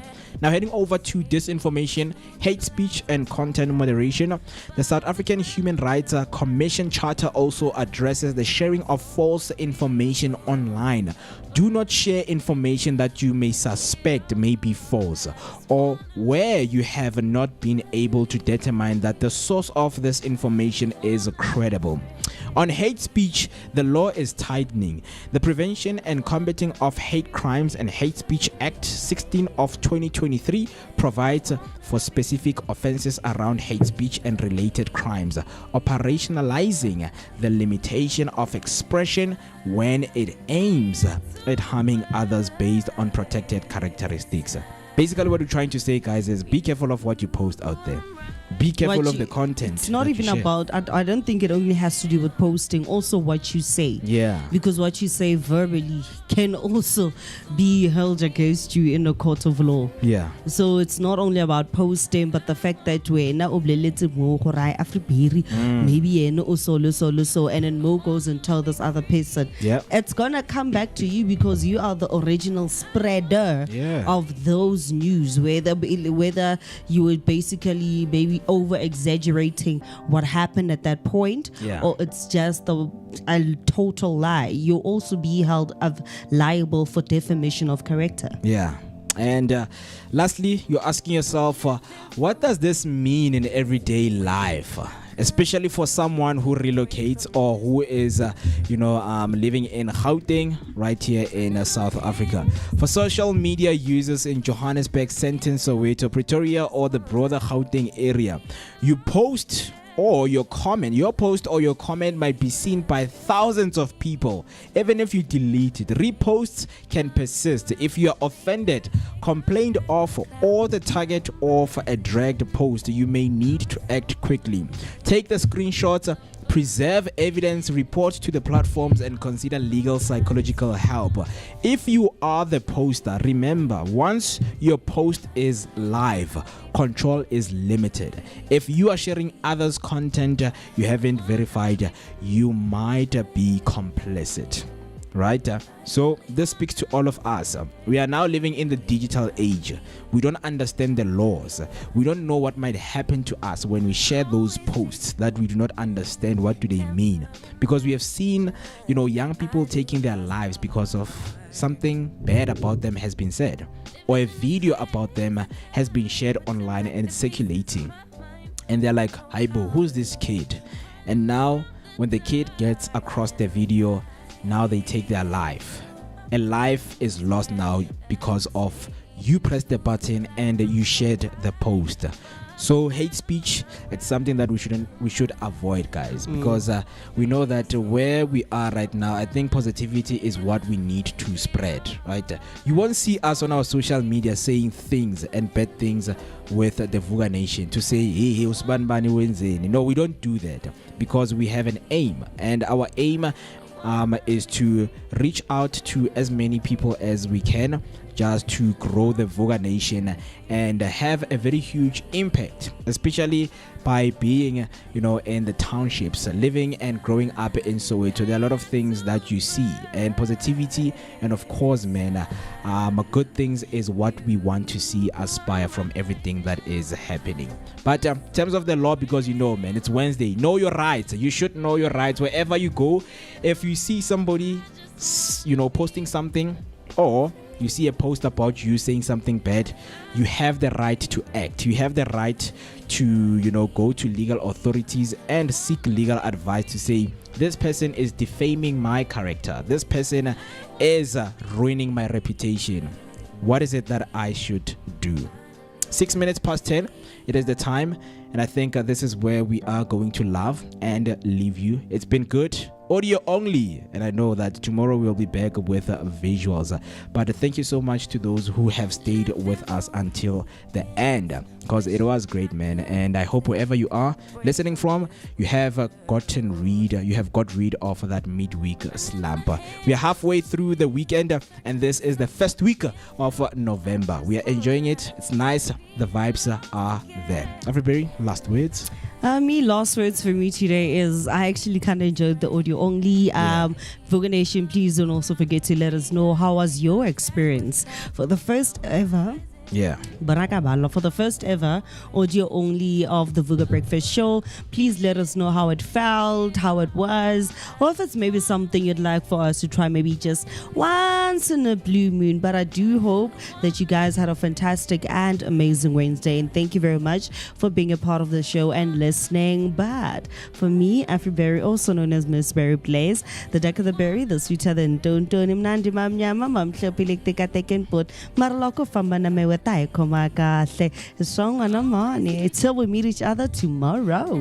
It was another great edition of the Vooka Breakfast Show, episode 171 on the 5th of November. And festive is starting to creep in, and what we are doing is just to prepare the ways and how we can spend our festive. So please do make sure that you stay with us throughout our social media platforms. We are Vooka Breakfast Show, and you can follow us on other social media platforms, because the conversations always extends and heads over to those platforms. On TikTok, we are Vooka Breakfast Show. Instagram, Vooka Breakfast Show. Facebook, Vooka Breakfast show. All you need to do is to press the follow button and press the share button so that people can know about us and let us make this a huge movement. Vooka movement is what we are trying to bring at your doorstep and at your ears and your eyes. And we have a WhatsApp line that is always open. You can let people know if they want to call us in every weekday from 7 a.m. up until 10 a.m. The number to do that's 060-493-3226. That's 060-493-3226. Manele coming through saying thanks, audio only. It was very dope. Thank you so much, Mr. B, for that. And it was, of course, an experience, and I'm glad that people were able to enjoy. They were not shocked to say, "Aibo, labantaba kulumayo, we can't see them." But there is a beautiful picture right there on your screen. Beautiful, characters, beautiful, face of the Vooka breakfast show right there. But with that being said, thank you so much. It was really nice being with you on this beautiful Wednesday morning. Kickstarting it, of course. We have a lot to look forward to, for the rest of the day. But not forgetting National Stress Awareness Day. Please don't do something that will stress you out on this day. Go and enjoy your day. It's a sunny day. Yesterday it was windy, it was rainy, but today the sun is out. From me, Moketi Maimani, aka Max for maximum temperature. I am the son of Mother Nature. And generator. And let me leave you with the great sounds from Tusabe, giving you Swakadi.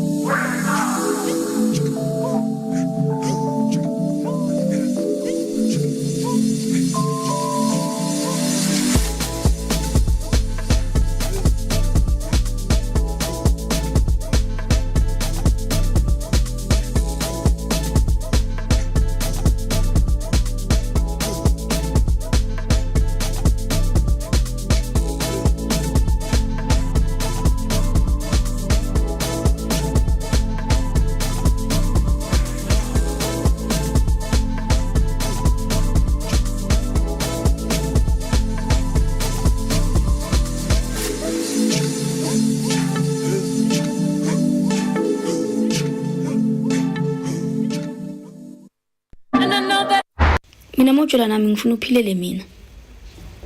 Philela mina. Am I asking for a lot? Am I asking for a lot? Philela mina. Mina mojola nami.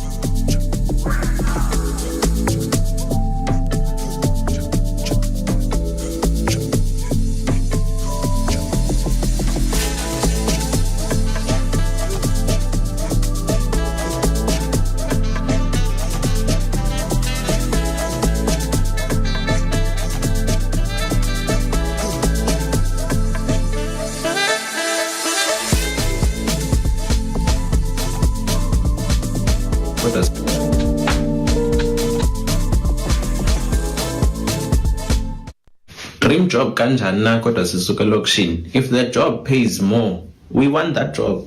We don't dream about working, Tina. We just want the job that pays more. Please. Dream